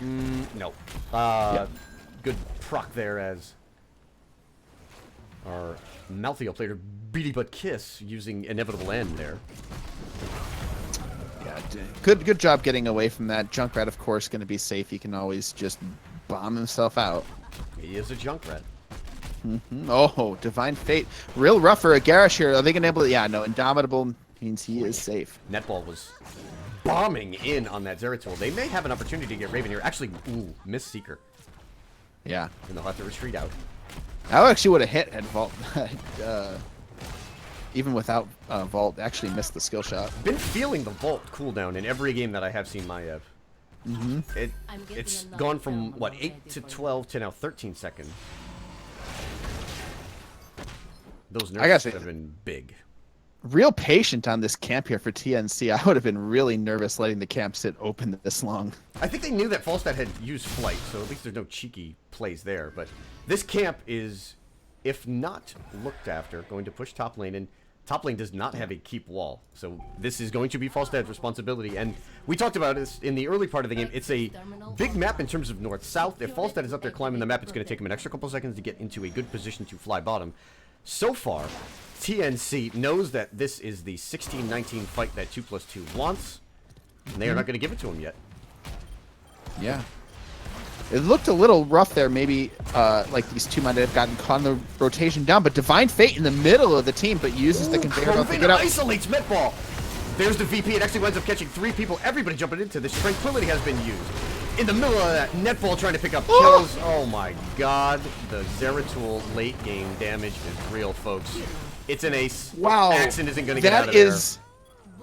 That is a... Oh my god. The Zeratul... That is a Q-build Zeratul wet dream right there. Everybody is all there in the same place. Just... Zeratul, that's all they want. And then Metball rips the rip tire, and that is... Everyone dies very, very quickly on the side of 2+2. 3 players caught in the initial VP. A 4th walked into it. And Retor just was... You can tell how confused he was. He has Tranquility Pop. Like, do I jump into the VP and get set up for the combo? Or do I stay out of it? And Tranquility's cooldown is going to be gone. Odd spot, but in the end, it's another ace for TNC. They're up to 19 kills in this game. They are at 20. Yeah, and I wondered actually if the Void Prison was going to be a good counter to Warden's Cage, and there you have it. It's been fantastic. Netball's, again, just been on fire this game. Oh, they might get caught out here trying to get the support camp. 2+2, if they can rotate in time. There's Stun out onto Malthael. Here's the heal. Here comes the counter kill. There's the gust into the wall. Malthael goes down. The silence goes out, and Maliev goes down. Zeratul, though, takes out, and it's a 2-for-1 and a support camp going over to 2+2. Probably about the best that TNC could have made in that situation. It was an aggressive flight there by Krovan. And Malthael, oh, by the way, hey, you can't stop death. There he is. BD is on the way back. The Protector has been picked up. Looks like Metball's going to trade it out there. I kind of assume Junkrat's not going to be the hero in this sucker. Top camp. A bit of pilot swapping. Put some pressure on the keep. It is about half health. This should be easy for the Protector to grab. 30 seconds left before Zeratul will be back. About 15. They're on Philias, Raven on the Maiev. So it's a 1 keep play. But with no Zeratul, I'm not sure this is going to be game. This is still a fairly early Protector. They're all making the rotation now to make sure that they can't threaten core. They're going to go in, and unless they can get a kill, it's going to be rough to core. Oh, wow. Metball blows himself away and is going to survive because of that Riptire going in to counter the Warden's Cage. Smitty's in trouble. Stukov goes down. It might Protector might find a kill. Looking at Philias, Raven, Metball trying to get through the Warden's Cage. It's not going to happen, but Maiev gets killed by the Protector. He jumped out of the Protector to drop the R. PogChamp. Chat. Hype. Wow. What a play by BD. I didn't see that was so quick. I was focused on Metball. I saw Maiev running away with last rights. I'm like, wait a minute, he's in the damn robot. No. Yeah. No. BD, baby. BD, baby. Yeah. What a play. But the picks on the side of 2+2, though, does save the game. You know, if Zeratul was around, that probably would have been game right there. Instead, they're going to have another chance on TNC to make a 20 advantage play, but it's going to be a while before the next Protector is up. 2+2 has at least put themselves in a position where the game is not over, and they will get to 20 and have an opportunity to play for this game. They have not taken a fort down yet. Top is going to be pressured for the rest of the game. Yep. I'm not sure what's the play here from TNC, because they're clearly not going to, be going aggro. It's going to be 20 versus 20 for the rest of the game. Do they play passive and just rely on their great team fight, or again, are they going to try to take advantage of top and go after the Falstad? I mean, what do you think here, Ghost? Aggressive or passive here for TNC? Well, it's going to depend on the situation. Looks like they're actually going to get aggressive here. This support camp's going to be up in 30 seconds, but they're just trying to control vision at the moment. I think really that's the play, is trying to control the map. Falstad has to stay back, but with the global advantage, they can fly in at any time. But they're going to go right in there, try and find a pick maybe, and then maybe try and find a disengage here. Malthael caught way out, just separated from the rest of his team. Blessed Shield was used there, so BD's in the middle of it. He's looking to try to get his R off. Actually does get it on Flash Raven, who uses Vault. The Void Prison used on the back just to try to stop Accent, but the wind tunnel is providing exceptional TC. Divine Fate next to go. Beatty has gone down. Smitty is next. Netball and Netball trying to get on out of there. Oh, I think right there you leave Malthael for dead. Malthael has got no one can stop death. You let him eat the Blessed Shield. The rest of the team escapes top. You take that death. You don't go back to save the team. You almost got a kill there, but the Johanna was the one that was low and indestructible. Yes. Stop the. And Flash Raven was able to elude that last right with a Vault of the Wardens. Netball has used Wormhole. Keeping an eye on there. McNulty took a ton of damage. Oh, Flash Raven looking real low. Zeratul trying to find the kill. Vault is up. He waits the Vault out. Junkrat finds the kill. The last rights, they're falling apart. The Tranquility pop to try and save him, but it's not going to be soon enough. And there's the counter kills on to 2+2. 2+2 almost making their way back into this game here, but now the advantage back over to TNC. Beatty on that Malthael now has 4 stacks on last rights. That's going to be a quick cooldown. Zeratul. I mean, Netball trying to go in there. That looked like a safe, easy fort here for 2+2 to pick up, and just one Q cleave. One. Yeah. And then you're like looking at this and saying, how the heck are Joanna and Maiev under this much pressure? Yeah. It's that Zera. Yeah, fortunately for 2+2, it's going to be only 20 seconds before everybody is back. However, TNC is going to get an extra item, an extra turret that's going to help them on this point. Falstad pushing up top. This camp is going to help them a lot. It's going to let them fight a lot longer without having to worry about catapult pressure on their core. Shout out to Fearless Leader Archangel showing up in chat. Beautiful, beautiful. You'll love to see it. You'll love to see it. Support from the top down to us, the members of the caster class. Down to the players, members of the landed class, if you will. Truly a man of the people. You'd love to see it. You do. Divine Fate postures up here on this point, 60% charge, and 2+2 are going for it. I think they know that if they give up this protector, it's game. There's the first turret. McNulty rips Blessed Shield, trying to get in on the back line. Oh boy, Kroven is looking for the wind tunnel play again, but the VP actually winds up denying all of the damage that was going to come out from that combo. In the middle of this, Divine Fate is under big trouble there. Beatty trying to pick up kills. Johanna goes down. Smitty trying to find his way out. His Flyers Ravens in the back line trying to make this happen for 2+2. It's not going to happen. Retor goes down. Malf is gone. Raven trying to run away. Oh, they trade out 1 for 1, but you could just tell, you could just feel TNC had the advantage that whole time. It was even kills, but their health bars just started disappearing on the side of 2+2. I mean, that's the story right there. Zeratul 1v1ing Maiev. Yeah. And that's all she wrote. Here comes the robot, barreling down towards Keep. This is going to be a win and a victory for TNC. I don't know if many people thought we were headed to a game number 3, but guys, we've got a little bit more HOTS action. Oh, absolutely. TNC proving that they are here and they're here to play and they're for real in these this is the semifinals, right? Yes, it is. This is easily the worst game 2+2 has had all season on their map pick. Yeah. Shocker. And I got to give it though to the Zeratul play from Netball.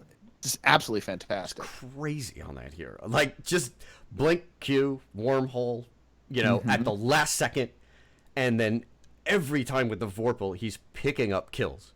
It's just crazy high efficiency on the Zeratul. Actually, we can see didn't quite lead the game in kills. Everybody just wound up picking up pieces here and there. Yeah, I'm looking at the scoreboard, 28-7. Maiev with 10 deaths. That's gotta hurt. I'm not saying it's the nail in the coffin for Maiev for no, but really for this season. But like again, that game is a microcosm of how these nerfs have really started to stack up, and how other heroes now are just proving to counter her, particularly in the late game. I think the damage reduction has hurt her when she's looking for the 13-16 power spike on the resets on the Q. And now we see Netball on that Zeratul just dominating Maiev when the cleave build comes online late. Yeah, it was absolutely fantastic. You saw that very last fight, Falstad tried to make something happen, but TNC immediately turned around and blew up the bird, put the VP down. Fantastic reaction coming out from them. And I forget who was saying it in the chat, but they were saying 2+2 taking TNC to a team fight map, and it was easy victory for 2+2, but TNC dominated every single fight. I think Reb just might have gotten called out here. You know, we do have the Tempest curse, by the way, and this is something to think about as we'll look to get our lobby set up. Has Tempest been wrong? I would have to guess 85% of the time in his predictions here for the playoffs. What? Dude has been dropping curses all over the place. Dang, that is that might be a little exaggerated, but shout out to Tempest Hots, one of the writers here for NGS. Ghost Dunk, the writer for ADIV. Yep. Thoughts, actually, while we have a little bit of a break here, on a Greek Economy versus Game Freaks, the A East final. I thought Game Freaks were kind of out this season, but they've really turned it on for the playoffs. I thought maybe the game against I think it was first pick Gaslow. Okay. Yes. May have been. I thought it might have been a fluke, but because they had a member out, but they came in against heroic difficulty and just dominated them. And heroic difficulty had a really good end of the season in A East. I played with a couple of those guys in unranked. They were better than what their seed was actually. I thought they were. Yeah. I thought that A East was a little bit of a wonky division because like teams had periods of the season where they were good or bad, but I always thought heroic difficulty was again higher than what their ranking was. All right, so let's take a peek. Pardon me. McNulty and 2+2 want first pick. Okay. So Metball and TNC are going to be looking to make this map selection. So both teams have lost on their map choice. Yeah, that's first pick OP. And Sky Temple is a TNC map. It's one they've had success with here in the playoffs. Right. And Volskaya is a 2+2 map. Yep. Not sure what's going on. Yeah, I don't know. I'm excited to see what the next map is. I want it to be towers. Boy. But I bet we go to a Diablo map. I don't think it's going to be towers just because it's TNC's map pick, and that's true. 2+2 did 25-0 them on towers. That would be a bold move, and I'm not sure it's going to pay off. Yes. That would have been. I should have thought about that before recommending towers. Well, I mean, like you could if you're feeling baller, but if you're gonna pick the map that you got 25-0 owed on, boy, you better kill it. If TNC map pick, I'm guessing Battlefield. What got banned out? Dragon Jar got banned out, and Tomb. Battlefield. That would be a nice one. Yeah. I have no idea if TNC plays Battlefield, but I feel like if they're picking Sky Temple, I feel like Battlefield's right behind them. I'm taking a peek right now at our scouting reports. I mean, they have played a lot. They played a lot of Towers of Doom, which is why. I mean, but I think Towers is probably the. I call it, and this is anecdotal, probably the second most popular map after Infernal. Just taking a look at what has been selected. Remember, TNC is a team that has played on just about all of the different maps. Yeah, they've looked to find their map selections, but I do think they go in different directions. The map has been selected. Okay. And they're going for it. Towers? TNC is going to take us to Towers of Doom. Okay, we've got wow. the statement of the season coming out from TNC. That is saying, gutsy. and well, if they win, they truly deserve it. And maybe, you know what? Maybe it was all just a bait. They figured out 2+2 strat on Towers of Doom. Yeah, and they threw the late season game as hard Yeah. as they could. Yeah. Like I said, I didn't expect us to go here. Yeah. But, when you take a look at the scouting report, it is a map pick for TNC.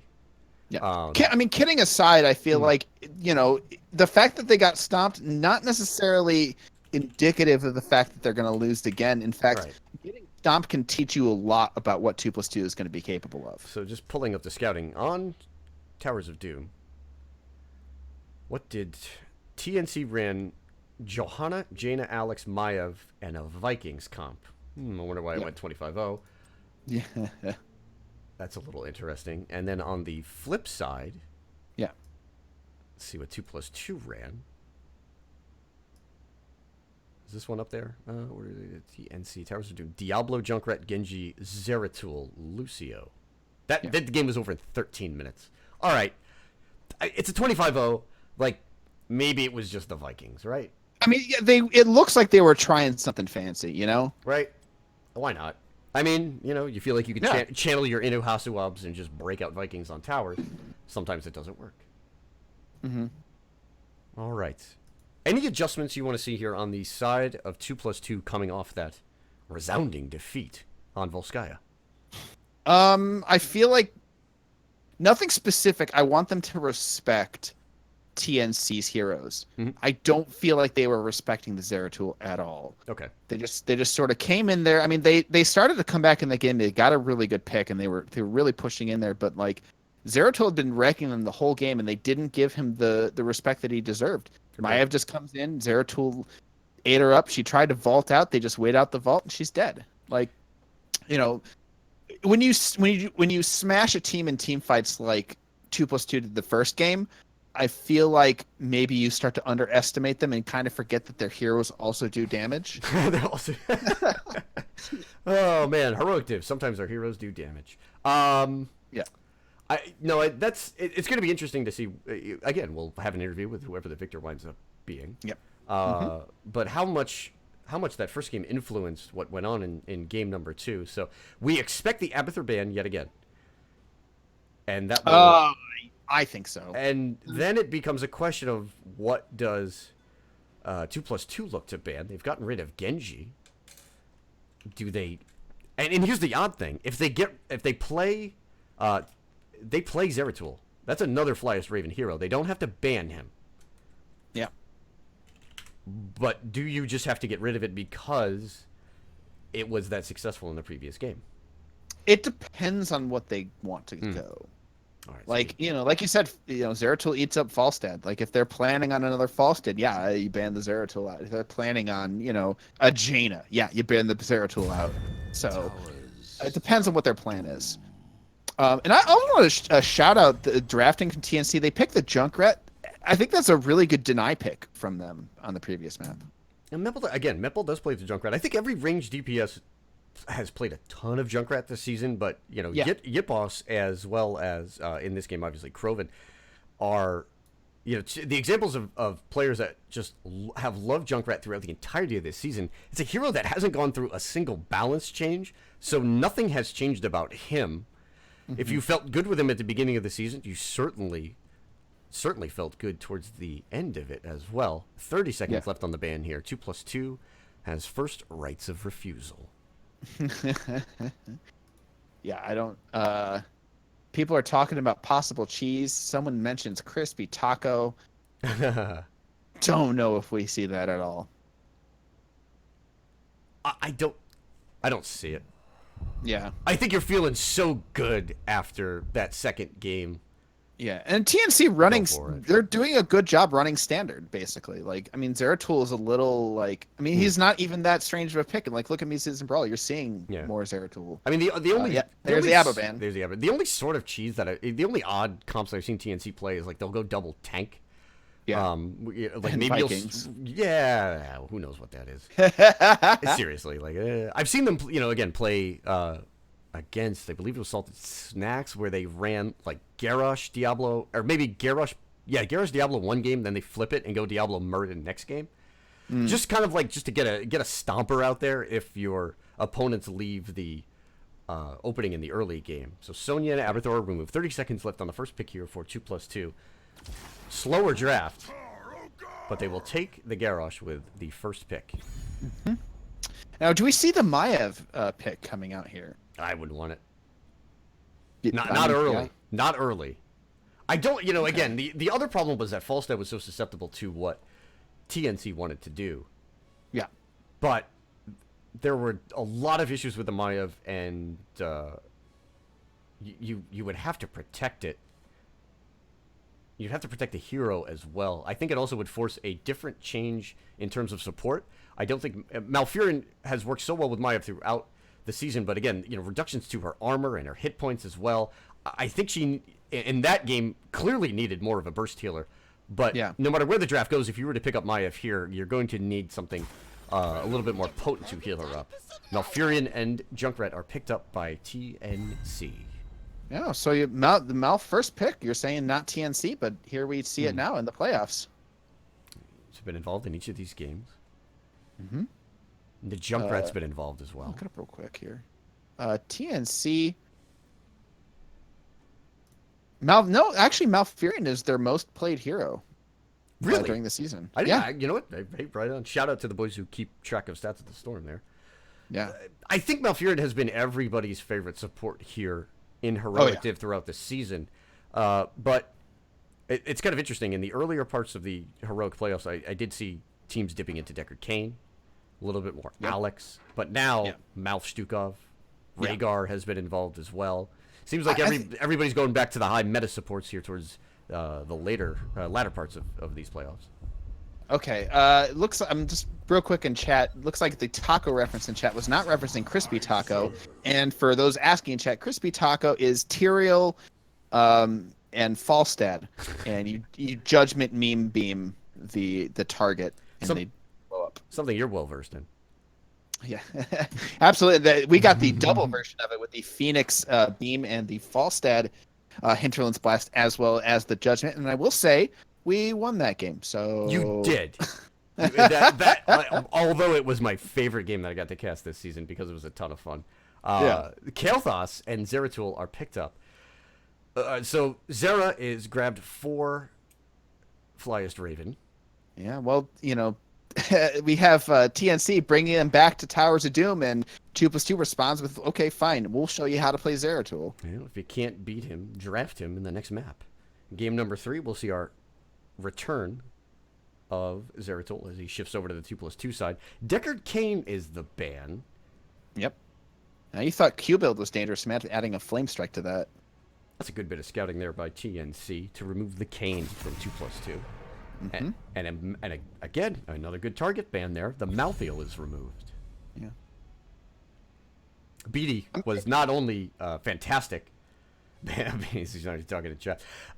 Beatty was not only fantastic in terms of the application of last rites, but his use of Inevitable End was just magnificent. Oh, absolutely spot on. Definitely saved his life at least twice. I remember eating that Blessed Shield was just a huge play in the middle portion of the Volskaya Foundry game. 30 seconds left here for TNC. Oh, the Varian. Okay. Right. So we have Thrall and Varian. Not sure where this Thrall will be.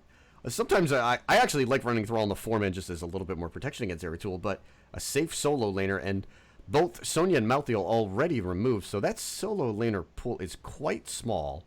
Yeah. Blaze still out there. If this Varian is in fact a taunt Varian, who do you have left here to help blow up that taunt target? I mean, I have to imagine that they're going to add another front line and go, another melee to help counteract the Zeratul. But then again, having more melee is trouble into the Kael'thas. So what's their plan here? Uther Genji. Ooh. So the Uther shows. Does TNC have a pivot, perhaps with some poison damage here? Yeah. This is very aggressive, but the Zeratul is now the solo laner in this comp. Yeah, but you already have the Junkrat, I think, to stress out the Uther's mana pool and cooldowns. I don't think you go the Lunara. Lunara gets demolished here. Zeratul and Genji will eat her for breakfast. A little bit of venison stew in the morning. Oh, yeah. Might be a little gamey, but hey, for game 3, maybe you want something a little bit higher in protein. I'm not. I really am not sure where they go here. And they go with the Dahaka, so this will be a Thrall in the 4-man. I like that pivot, and you were talking about it. Do they need another melee to get in and help defend against this heavy dive comp? Yeah. And BD goes with the Dahaka. Yeah, the rough thing is going to be, you get if it's tongue, Kael'thas burning flesh is going to be really rough onto whoever's focusing those targets. I think in this game it's going to be very important that when BD does come in with the Dahaka that he gets onto Krovan on the back line. It's going to be a matchup of Dahaka versus the Peel. Yeah. Versus the fact that everybody else in 2+2 is going to be moving left to right real fast. Yeah. Interesting. TNC goes with a Varian Dahaka combo here on Towers of Doom, folks. Game number 3. We are here. This is the last map of the second semifinal. The winner will move on and face Macro Trash in the grand final. Ghost Dunk, give us a prediction. Who is going to come out victorious here? I feel like 2+2 is going to come out here unless TNC operate their comp perfectly, which they could very well do. They could easily start picking people off left and right. 2+2's draft is scary, and with the armor changes, Taunt Varian not quite the powerhouse he used to be, but then again, absolutely protected. By the way, well, I tell you what, you're pulling for them. I'm pulling for TNC. Ghost Dunk, go ahead and introduce 2+2 for us. All right, on the side of the Raven Lord, we've got 2+2 with McNulty on the Garrosh, Redder on the Uther, Krovan playing the Kael'thas, Axon on the Genji, and Flyest Raven playing the Zeratul. Chat's already scared of it. For team name change, Divine Fate will be playing the Varian, a Medball on the Junkrat yet again, Smitty going to be on that mouth, Netball on the Thrall, and Beatty, probably calling some shots back there, the Dahaka delay. Oh, see, I thought you just wanted to say Beady Butt Kiss. Oh, Beady Butt Kiss, Beady Butt Kiss, Beady Butt Kiss. If I have TNC starting bottom here, very maybe. 1-1-1-3. I think they're just looking to pull 2+2 around the map a little bit. Yeah. Throw our level Force the 4-man rotation out here. Zeratul has to go top here and deal with the Thrall Dahaka combo. Dahaka into Zeratul is going to be very interesting. And this early part of the game mirrors what we saw in Sky Temple with TNC using their Flex Hero to pressure the solo lane rather than join in the 4-man. We're looking at the talents here. We do have Hammer of the Lightbringer for Uther, so Uther really looking to get into the mix, get a lot of auto attacks out, and just help lock people down. It's going to be tough in the beginning of the game, though, with the CC, the early variant taunt, as well as Smitty being able to use the roots. Ghost Dunk as a solo laner. Tell us a little bit about this Dahaka Zeratul matchup. I can't say that I've ever actually faced Zeratul in a match. You're already seeing Flyest Raven lose this, but I'm not sure how much of that was due to the Thrall coming up here to this lane. I'd actually have to think about this. Zeratul. Oh, he's actually digging in. Oh, BD immediately grabs the Genji. Great grab by the Dahaka. Forces the Swift Strike out. So Krovan puts out just a metric ton of damage, but no one goes down. Yeah. BD shows up, really secures the camp through the application of the tongue onto the Ganjo. Netball's in trouble here. Yeah. Ravens goes out a root, misses. Flyest Raven is wolf. going to be able to get the kill here. Down he goes. First a bit of a claim. Yeah, a bit of a panic there coming out from Thrall. Misses the W, and your first gank going over to 2+2. Yes, and with the, I don't want to say unorthodox, but different rotation, putting more emphasis on the top lane and looking at the ganks on the Zeratul. 2+2 has opened up an advantage here on the bottom lane. They are almost a level ahead. Taunt is online, so TNC now are in a position where, given that they are behind in XP, they have got to figure out how to catch up. Krovan is just going to find the taunt there. Smitty goes ahead and applies the root. Oh, a great concussion mine. Metball, though, might have put Krovan too far out. Garrosh is on the back line there. There's a throw onto Netball, who has shown up. Thrall is looking to convert the kill. Krovan goes down. Beatty also comes in, uses the trade, and Uther goes down as well. Dahaka making yet another big play. BD 2 for 2 on globals into tongue plays. 2 kills for TNC. Excellent dig in from Dahaka. Uther would not have died there if not from the tongue from Dahaka. And Dahaka was almost died there, super low, but he realizes he has essence and comes in to make the play. Divine Fate may actually get this off. No, there's action on the backside. The teams will trade top. Fly's Raven bobbled a little bit there in the jungle. Does he want to interrupt Netball, or is he going to go look to join this team fight? Wow. We're going to pull him into the root down. McNulty getting absolutely chunked up, but Indomitable backs Garrosh out. Boy, a lot of damage being traded. Fly's Raven trying to reset there. BD eats a combo from Kael'thas. Teams just trying to poke at each other. Both teams getting pretty low. McNulty pretty scared about his health at the moment. Has to get a W onto the minions. They're just going to clear this out and actually try and interrupt it, but they're going to give up this altar otherwise. You know, if these altar fights go as long as that one, the advantage is very clearly on the side of TNC. Yeah. You know, Varian will have to survive. There's the taunt onto the Genji, as Action will use the deflect to get away, but not only do you have Malfurion versus Uther, and that matchup clearly belongs to Malfurion in terms of sustain, but Thrall and Dahaka as well, they are not going anywhere. Yeah, and I give 2+2 the advantage at this, but I gotta say, Taunt and Root coming out from the Smitty Divine Fate combo, they're working real well together. 2+2 will capture their Merc camp. That's the second time they picked it up, and they've been a little bit ahead on that Merc camp. Level 7 online for 2+2. Oh, BD Buckets thought it would predict the Zeratul movement and throws a Q out at the bush. Doesn't find anybody. Thrall getting caught out here by Genji. Netball goes down. Taunt coming out from the Variant. Not going to be able to find a counter kill on there, and that's going to be Thrall going down. Another kill for 2+2. Good zone.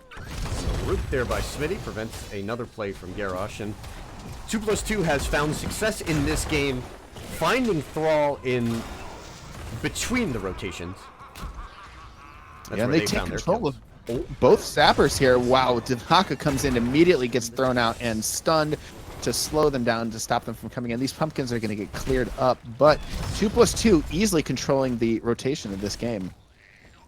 But they are down a few shots early, and they don't have level 10s versus Divine Fate on the Variant, who actually uses the taunt onto Garrosh. There's Indomitable. So Garrosh has used it Unstoppable. The Roots come out, not really catching anybody. Netball resetting as he's eating bombs. And Retor now will assume the front with Uther. Yeah, Root not catching anybody, but a really good zone from Malfurion there. Zeratul is probably going to channel this middle altar up here, and Malfurion channeling in bottom. But 2+2 is able to interrupt it. TNC trying to interrupt, and have Genji going on the Dahaka up here mid. I'm not sure if he's in danger or not. Malfurion coming back down to channel this bottom altar. BD caught Genjo. Action is in trouble. Hasn't used Deflect yet. McNulty trying to provide a peel for him. Netball actually misses the wolf, but he's in there now. BD can burrow. Is going to try to get the regen on his health. Meanwhile, here in the bot, Fly's Raven trying to find his way out. Nearly found himself a Netball. So the channel will come in. And now BD and Netball will have to try to get down bottom here. Divine Fate is running low. Gets thrown. I don't think he has another parry. There goes Variant, but BD's on the backside. Has found Krovan. Fly's Raven trying to provide the peel.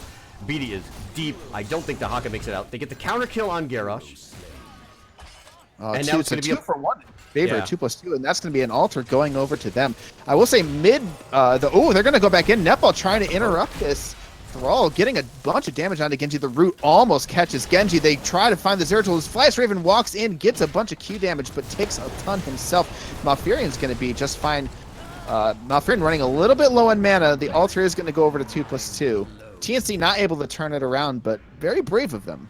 Very good delay by TNC. They actually almost made that happen. I thought Metball might have been able to get another delay. Not the case. So TNC gives up bottom. They're also, Zeratul not going for Q build. No. In fact, this is a... So let's see. We have the Blink CDR. Oh, this is the... This is Might of the Nerazim. This is a very different Zera.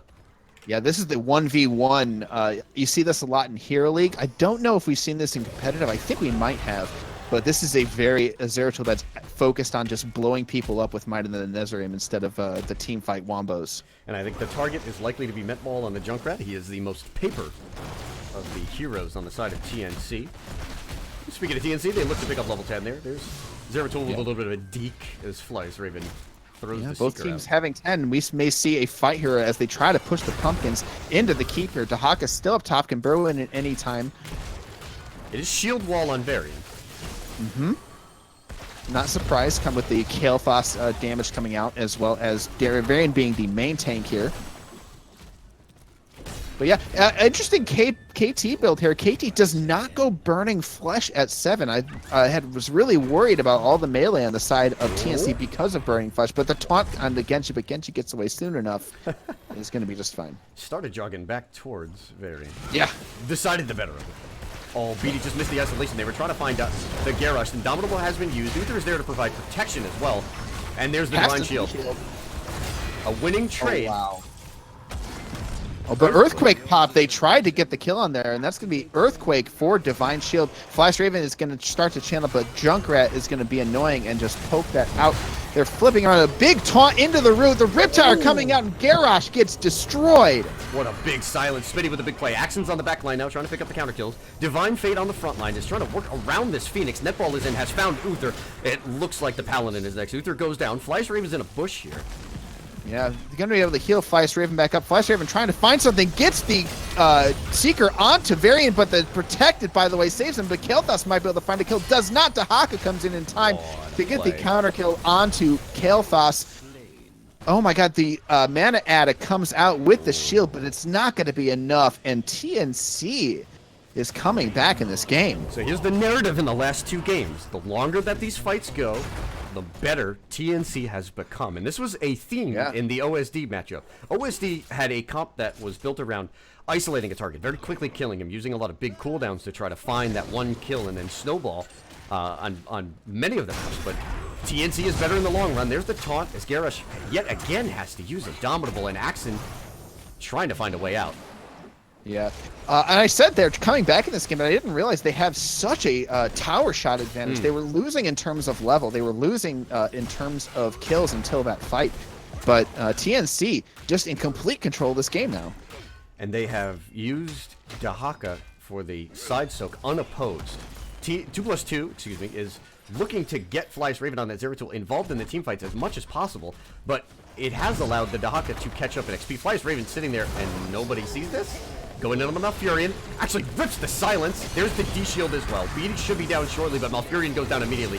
The Earthquake comes out. There's the Riptire as well. TNC trying to find a counter kill as Metball winds up flying out. Netball is in big trouble there. Another heroic is used.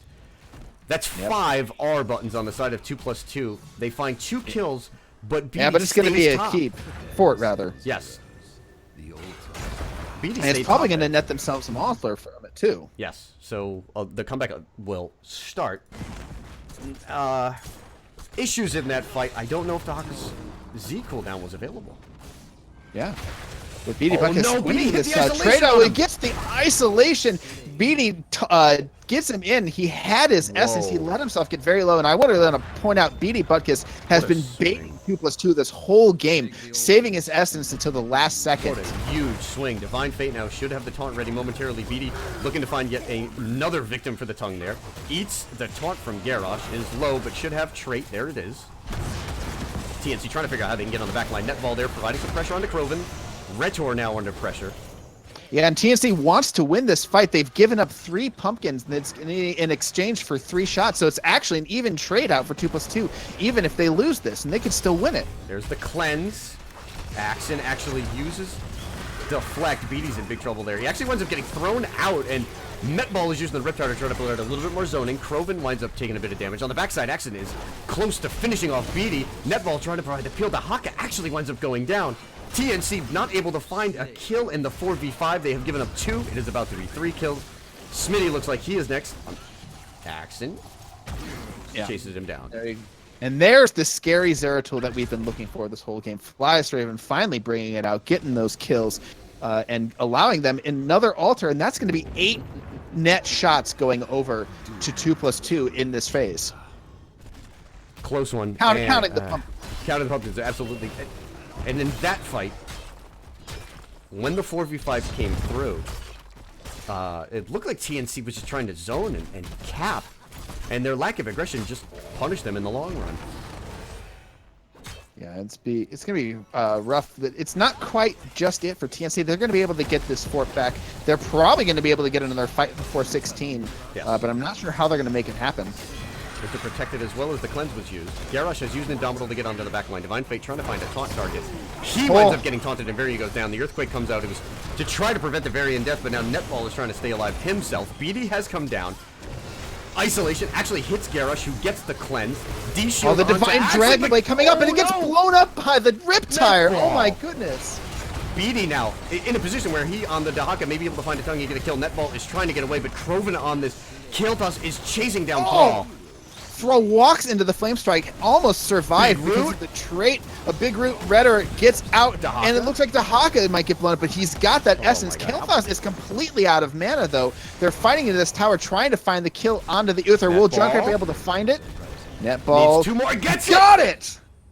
Flying Raven's on the backside. Malfurion can't survive this. BD might go down as well. He has no trait. Yeah, real rough there. Flyest Raven coming in for the cleanup there. That was going TNC's way until Flyest Raven shows up with full health, full mana, and that's going to be a 3 for 2 in the altar phase. They're going to have an advantage over to TNC, and they just now get the fort. Junkrat can't even get it. Flyest Raven is threatening the kill there, but Meatball finally escapes. They're not even going to get 4 shots off of this. Wow.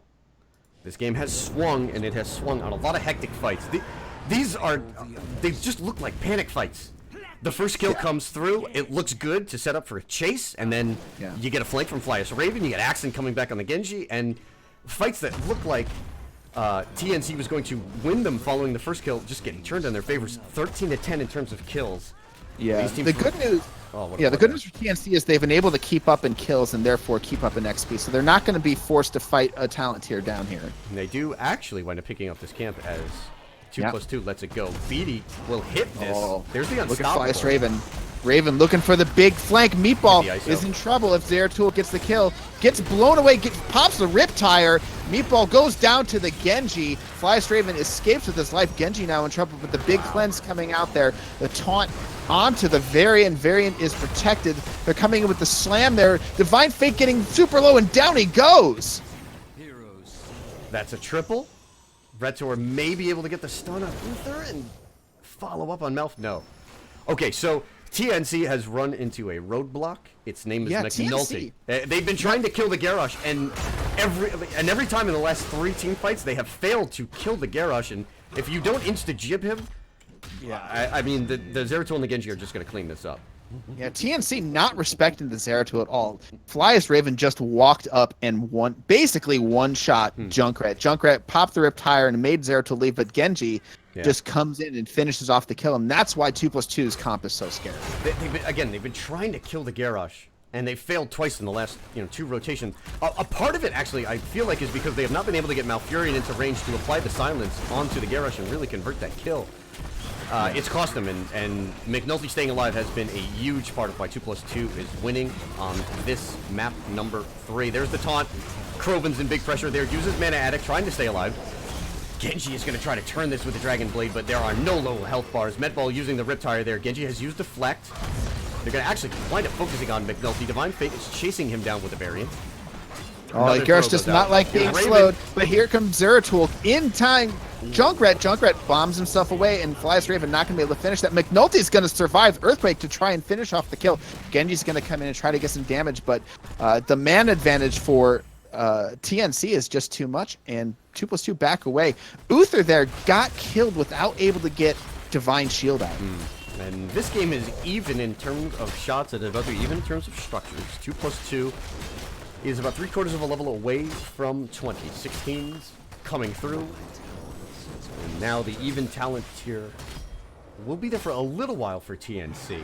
But because they've been able to just sort of survive, they're not in the panic point. They don't have to force anything. I do believe they can play for the long term and the 20. Remember, we have no more triple altar phases as well. Yeah, I think you've got at least one of these forts is going to go down, and that's going to give them a huge XP boost here. And they've also have 2 walls. They've got 3 towers, which not as much as they used to be, aren't nothing. Flyest Raven up here by himself. No chance to gank onto the Zeratul. He's going to be just fine. as TNC just rotating, trying to find something. Metball with a huge concussion mine. This could be a fight. big flank What's here. the target? 5v3. McNulty is unstoppable. Gets stunned. Waits out the Abominable, but they're not able to focus it down. Zeratul and Genji are finally here, and TNC backing off. I like that they thought better of it, not just because of the level 20 advantage that was imminent, but because they didn't get a full combo in the garage. And again, recognizing that, well, if we don't kill the big guy, the team fight is eventually going to swing in 2+2's favor. I think that was a good move by TNC to just back off after they did not get the insta-jib, if you will. Yeah, now not only does TNC have to give this altar, but they have to make sure that this board, now a keep, is not taken by 2+2 before the altar is. I think they're in a very good position where they listen, you can give this up. Yeah. 14 to 10. Yeah. Oh, Boss is not threatening yet. And that's a big key here. BD trying to get away. How many Biased Raven Seekers was that? I'm not sure, but BD is able to pop his trait. He's probably going to be able to get out of here alive. Spends his essence, but that's going to be a gank. And now they're responding in kind. Foreman coming down here. They get the root and the earthquake. Get him now. Here's the D shield. Is it going to be enough? Is it going to be able to get out? Or they get the CC on him? Smitty taking a ton of damage. Genji finally goes up there. Raven. Oh, a big silence on the Twilight Dream, so there's an opportunity there. But Dahaka and Malfurion are gone. It's 2 quick kills. Divine Fate has a long way to go. He's not getting out of there. McNulty throws him back in. Varian goes down. A triple. Oh, you've been talking about it all game. They're just not prepared for the flanks. Yeah, Zeratul and Genji show up. The map is too small. They try to make something happen. They see that the gank is coming in onto the Dahaka. They try to go onto the McNulty. McNulty survives just long enough. D-Shield gets him out. And the gank fails, and they lose a fight down 20 talent here. All right, TNC, they just can't kill the Garrosh. Yeah. They've been trying all game. They backed off the fight before. They got him down to next to nothing. Forced D-Shield out, but, I mean, there's just so long to go in this path here. Yeah. That, Genji and Zeratul are just going to find you. If you don't finish the fight early, that's what happens. You get flanked. Malfurion had a great Twilight Dream in there. Hit 3 members at least, but no one falls for 2+2. Yeah, you've got the Junkrat for sustained damage, but again, into the Uther, you've got the Varian, and you've got the Dahaki. You're all in on one target, and into an Uther, that's exactly what Uther wants. So the Goblin Sappers will push down bottom lane and will be defended. With 5 shots on the board, 2+2 will reduce this game 14-5. So Boss is still not lethal. McNulty actually uses Indomitable there, looking perhaps for the throw in the combo, especially before BD shows up. Yeah, it's going to be a while before Dahaka shows up. Meatball taking a ton of damage. They're going to have to absolutely reset. They need to finish that before they come in here. Okay. So Metball and company actually do wind up defending against the 3 Goblin Sappers and keep it at a 5 health core. I'm sweating. All right. Yeah, this is really rough. TNC are now back into a corner. Metball taking a ton of poke damage. It's going to have to back once again. Thrall just trying to get something done here on the Zeratul mid. And it looks like they're going to ignore bottom for now. No sappers up. They can get that fort back at any time. It's low enough. And it looks like they're just trying to find some advantage somewhere. I mean, this game isn't over, and I would like to see TNC if BD is not going to go for the global. Hiding. Yeah. But he can grab this top fort and maybe provide a little bit of asymmetrical pressure. Oh, now he digs. Going for the play here. Nothing doing. Yeah. Is able to avoid the Kael'thas damage, but they finally go in for this fight here. Tyrion steps way up. They go onto the Garrosh again. The Uther heals are just too much. He's not hurt at all. And only Phoenix has been used. Zeratul, again, with Mighty Never Zero, will be back up in about 15 seconds. Again, McNulty just winds up being the target. Divine Fate's on the backside. There's the D-Shield. Oh, Smitty takes a big chunk of damage. Everybody's low in this fight. Divine Fate actually goes back in. He and BD wind up eating the stun. Dahaka burrows, and Uther actually gets killed. He'll be back soon, though. BD goes down. Oh, the bombs from Kael'thas are going to claim lives. Metball goes down. Right now, it is a 3v. Oh, and Mouth goes down as well. Yeah, this is all she wrote. 5 shots left. 5 plus 5 is 10, but 5 minus 5 is 0. I completely whiffed that joke. But this is going to be game going over to 2+2, and an explosive team fight at the end means 2+2 is now going to the grand finals of Heroic Division. Whoa.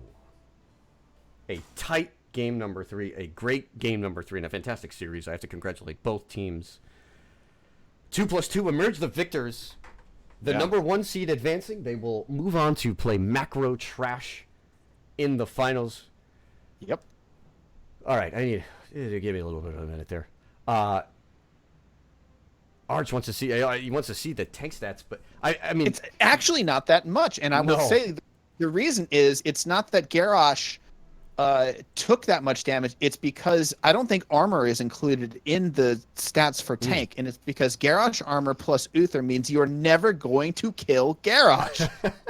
And that's an astoundingly high amount of heals on the side of Retor on the Uther. He had 78k. He actually had 10k more than Smitty. That's something you don't see every day. The other side of it was just that, I mean, Krovan on the kill toss with 115k damage. Yeah. Sick. Huge bombs.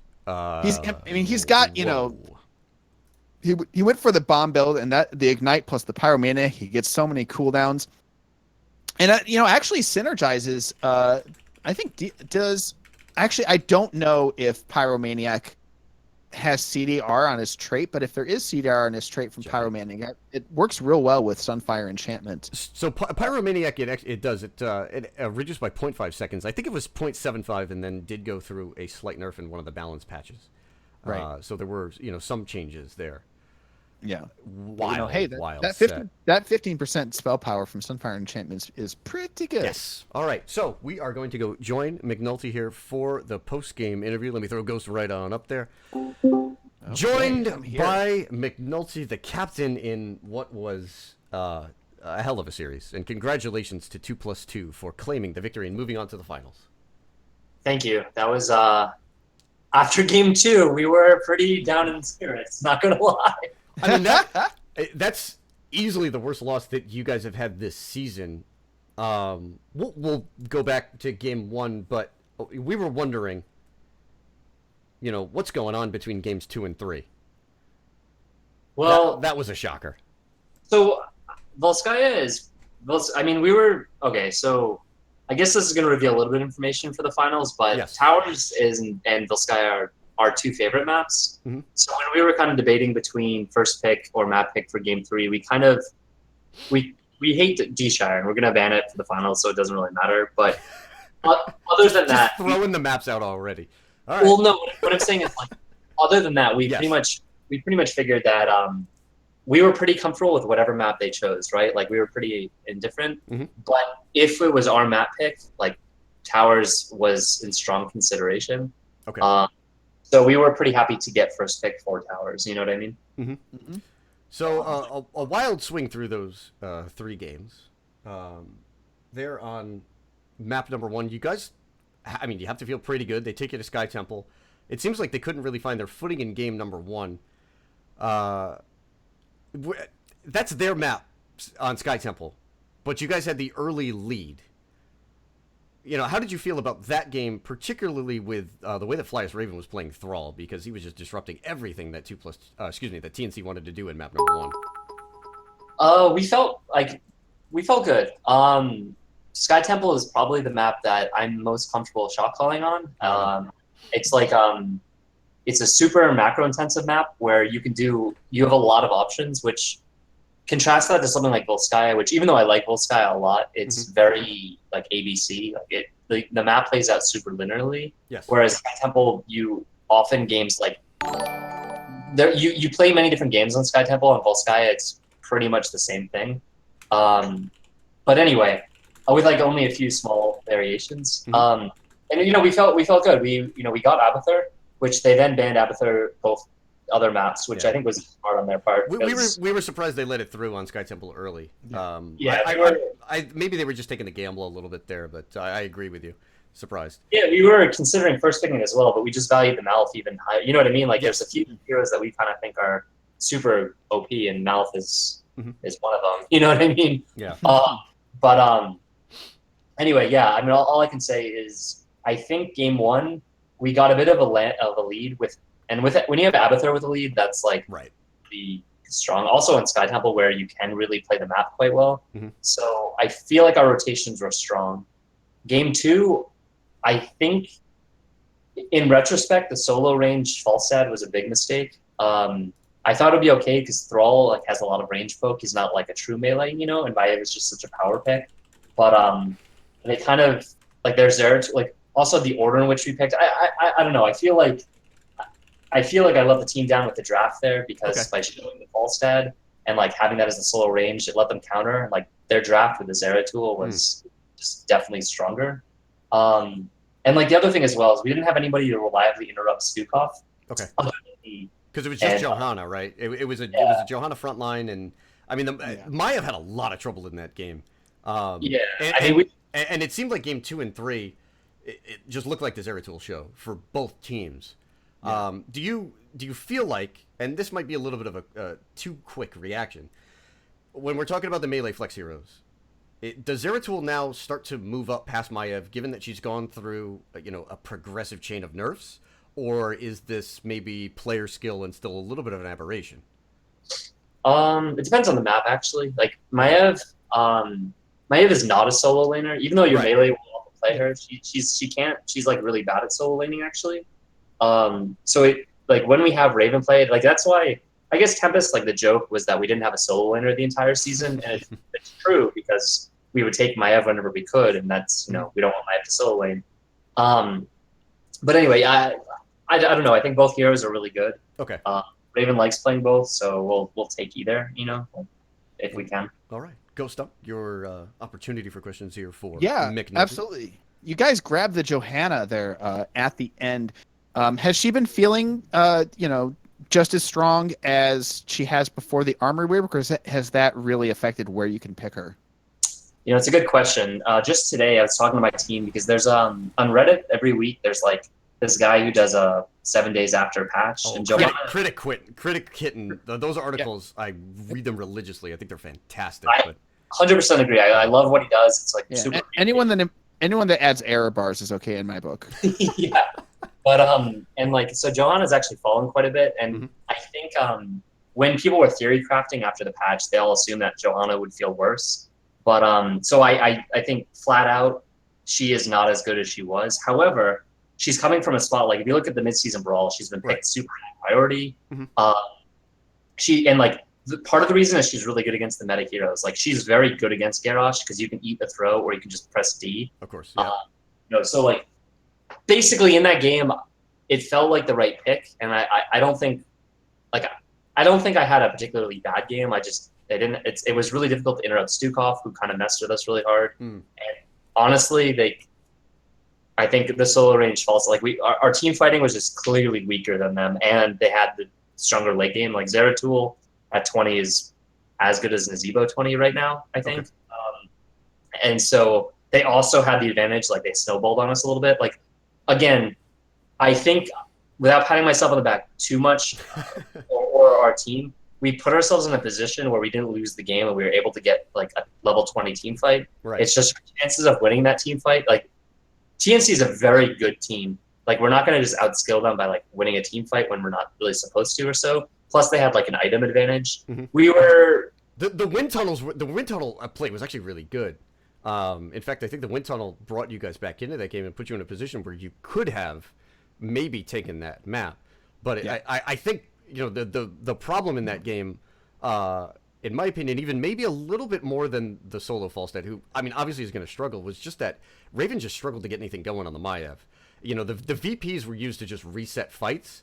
And on the other side of it, every time Maiev went in, I think that Maiev Johanna combo struggled a little bit, and we could see Vault being popped early and often, and it just looked like they would just absorb the early pressure, and they just turned it on you guys hard every time.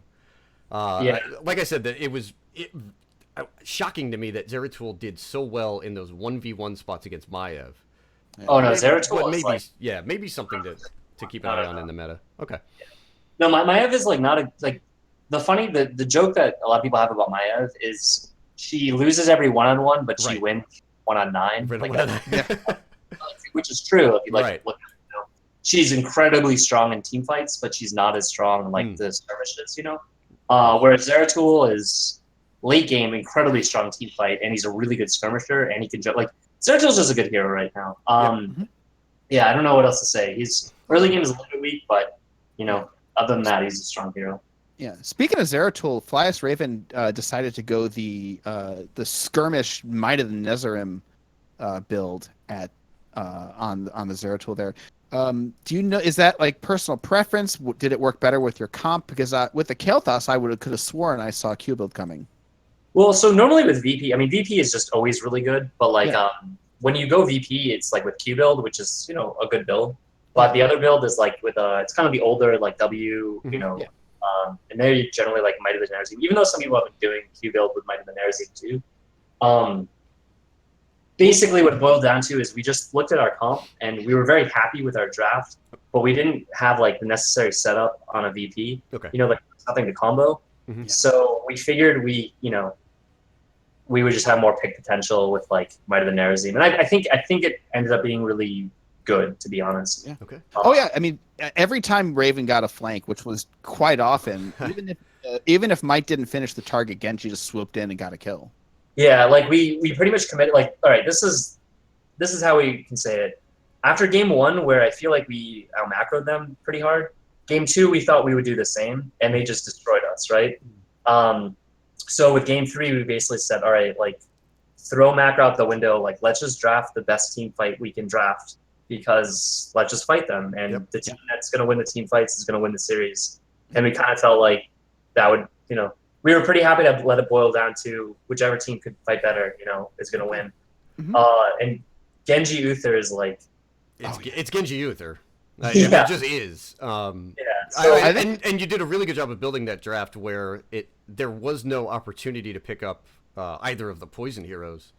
Yeah. You're not gonna play Gul'dan with Lunara into Genji Zera at the end of that draft. The Uther pickup was critical and very well played.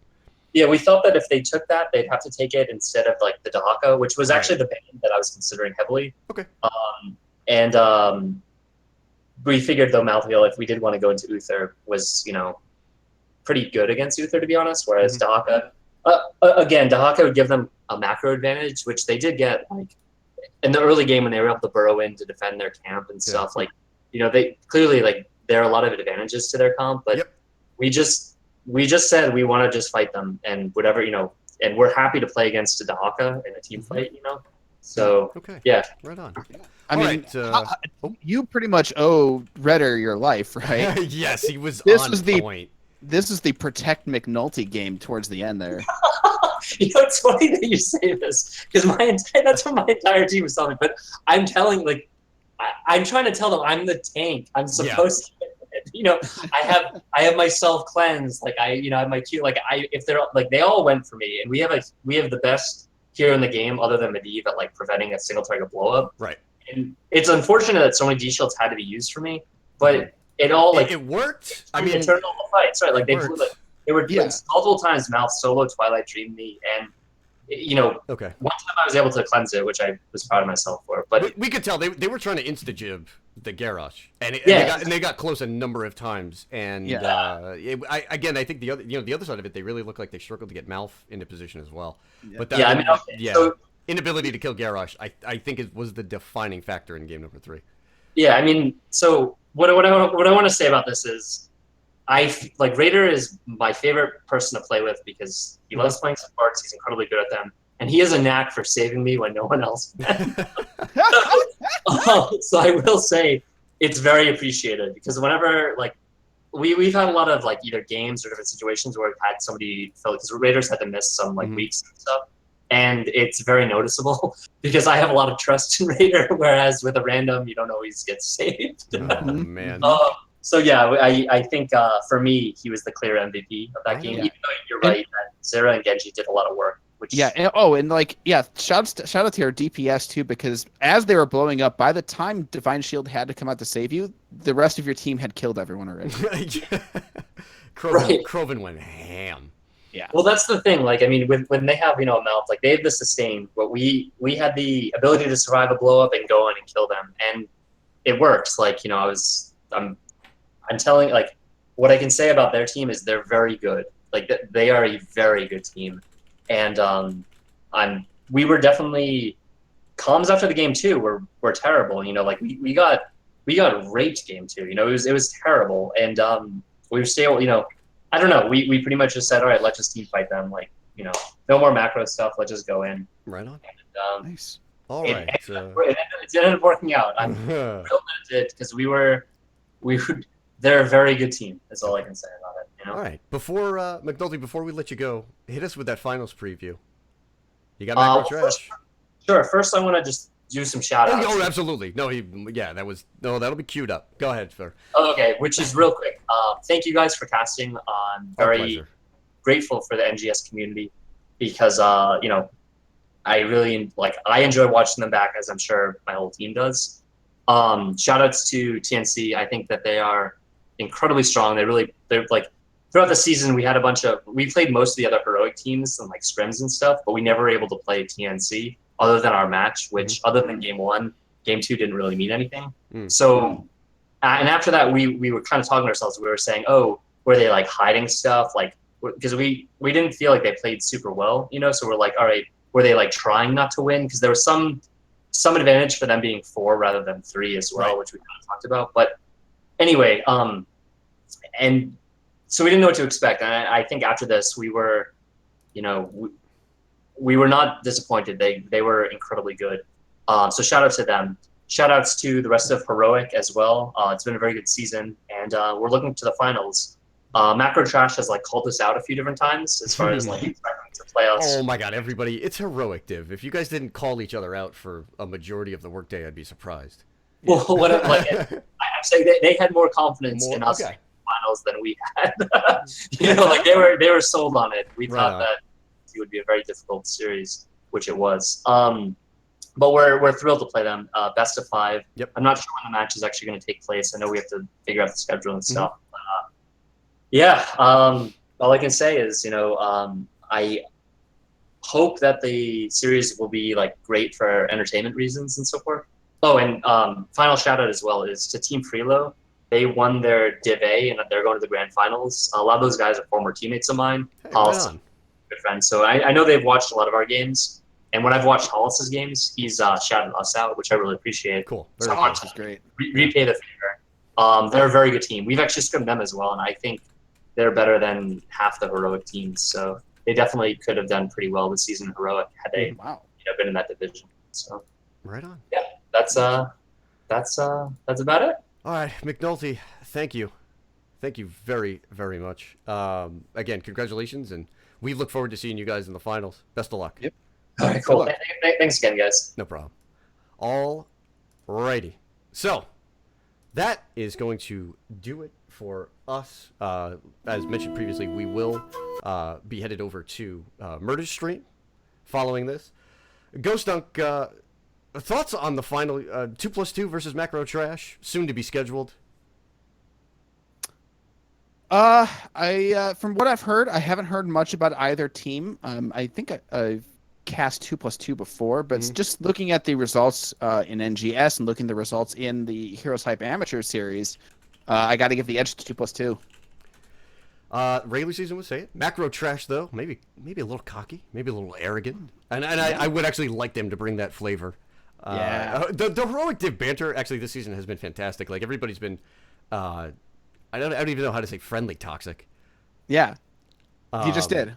Hey, it is what it is. And a shout out to my boys on Team Name Change for a great season. Very, very close final. They played a fantastic game number 2. Yeah. Oh, yeah. And I'm looking forward to seeing them next season. Yeah, you can see why TNC was the dark horse. Absolutely. And for sure. But they played very well. All right, so that does it for us, guys. Ghost Dunk and I will, if you want to catch us outside of here on the cast, I don't know who's going to get what for finals yet. That'll be posted soon, but listen to our podcast. We're doing a pod. We talk about HOTS. Alrighty. Pod number 2 should be recorded in 2 weeks. We'll hope to bring on a well-established and sagacious guest who will provide a different perspective and sexy drop some knowledge bombs on us, baby. We'll see how that winds up going. But Ghost Dunk, I just want to thank you, dude. I've been bugging you all season. I haven't had the opportunity to game with you, and I'm glad that the potentially the last game of the season, I got to have the GD with me. You got it, man. Absolutely. All right, thank you guys, and I'm glad to be here. Glad to be here. Right on. We'll see everybody the next time the lecture hall is open.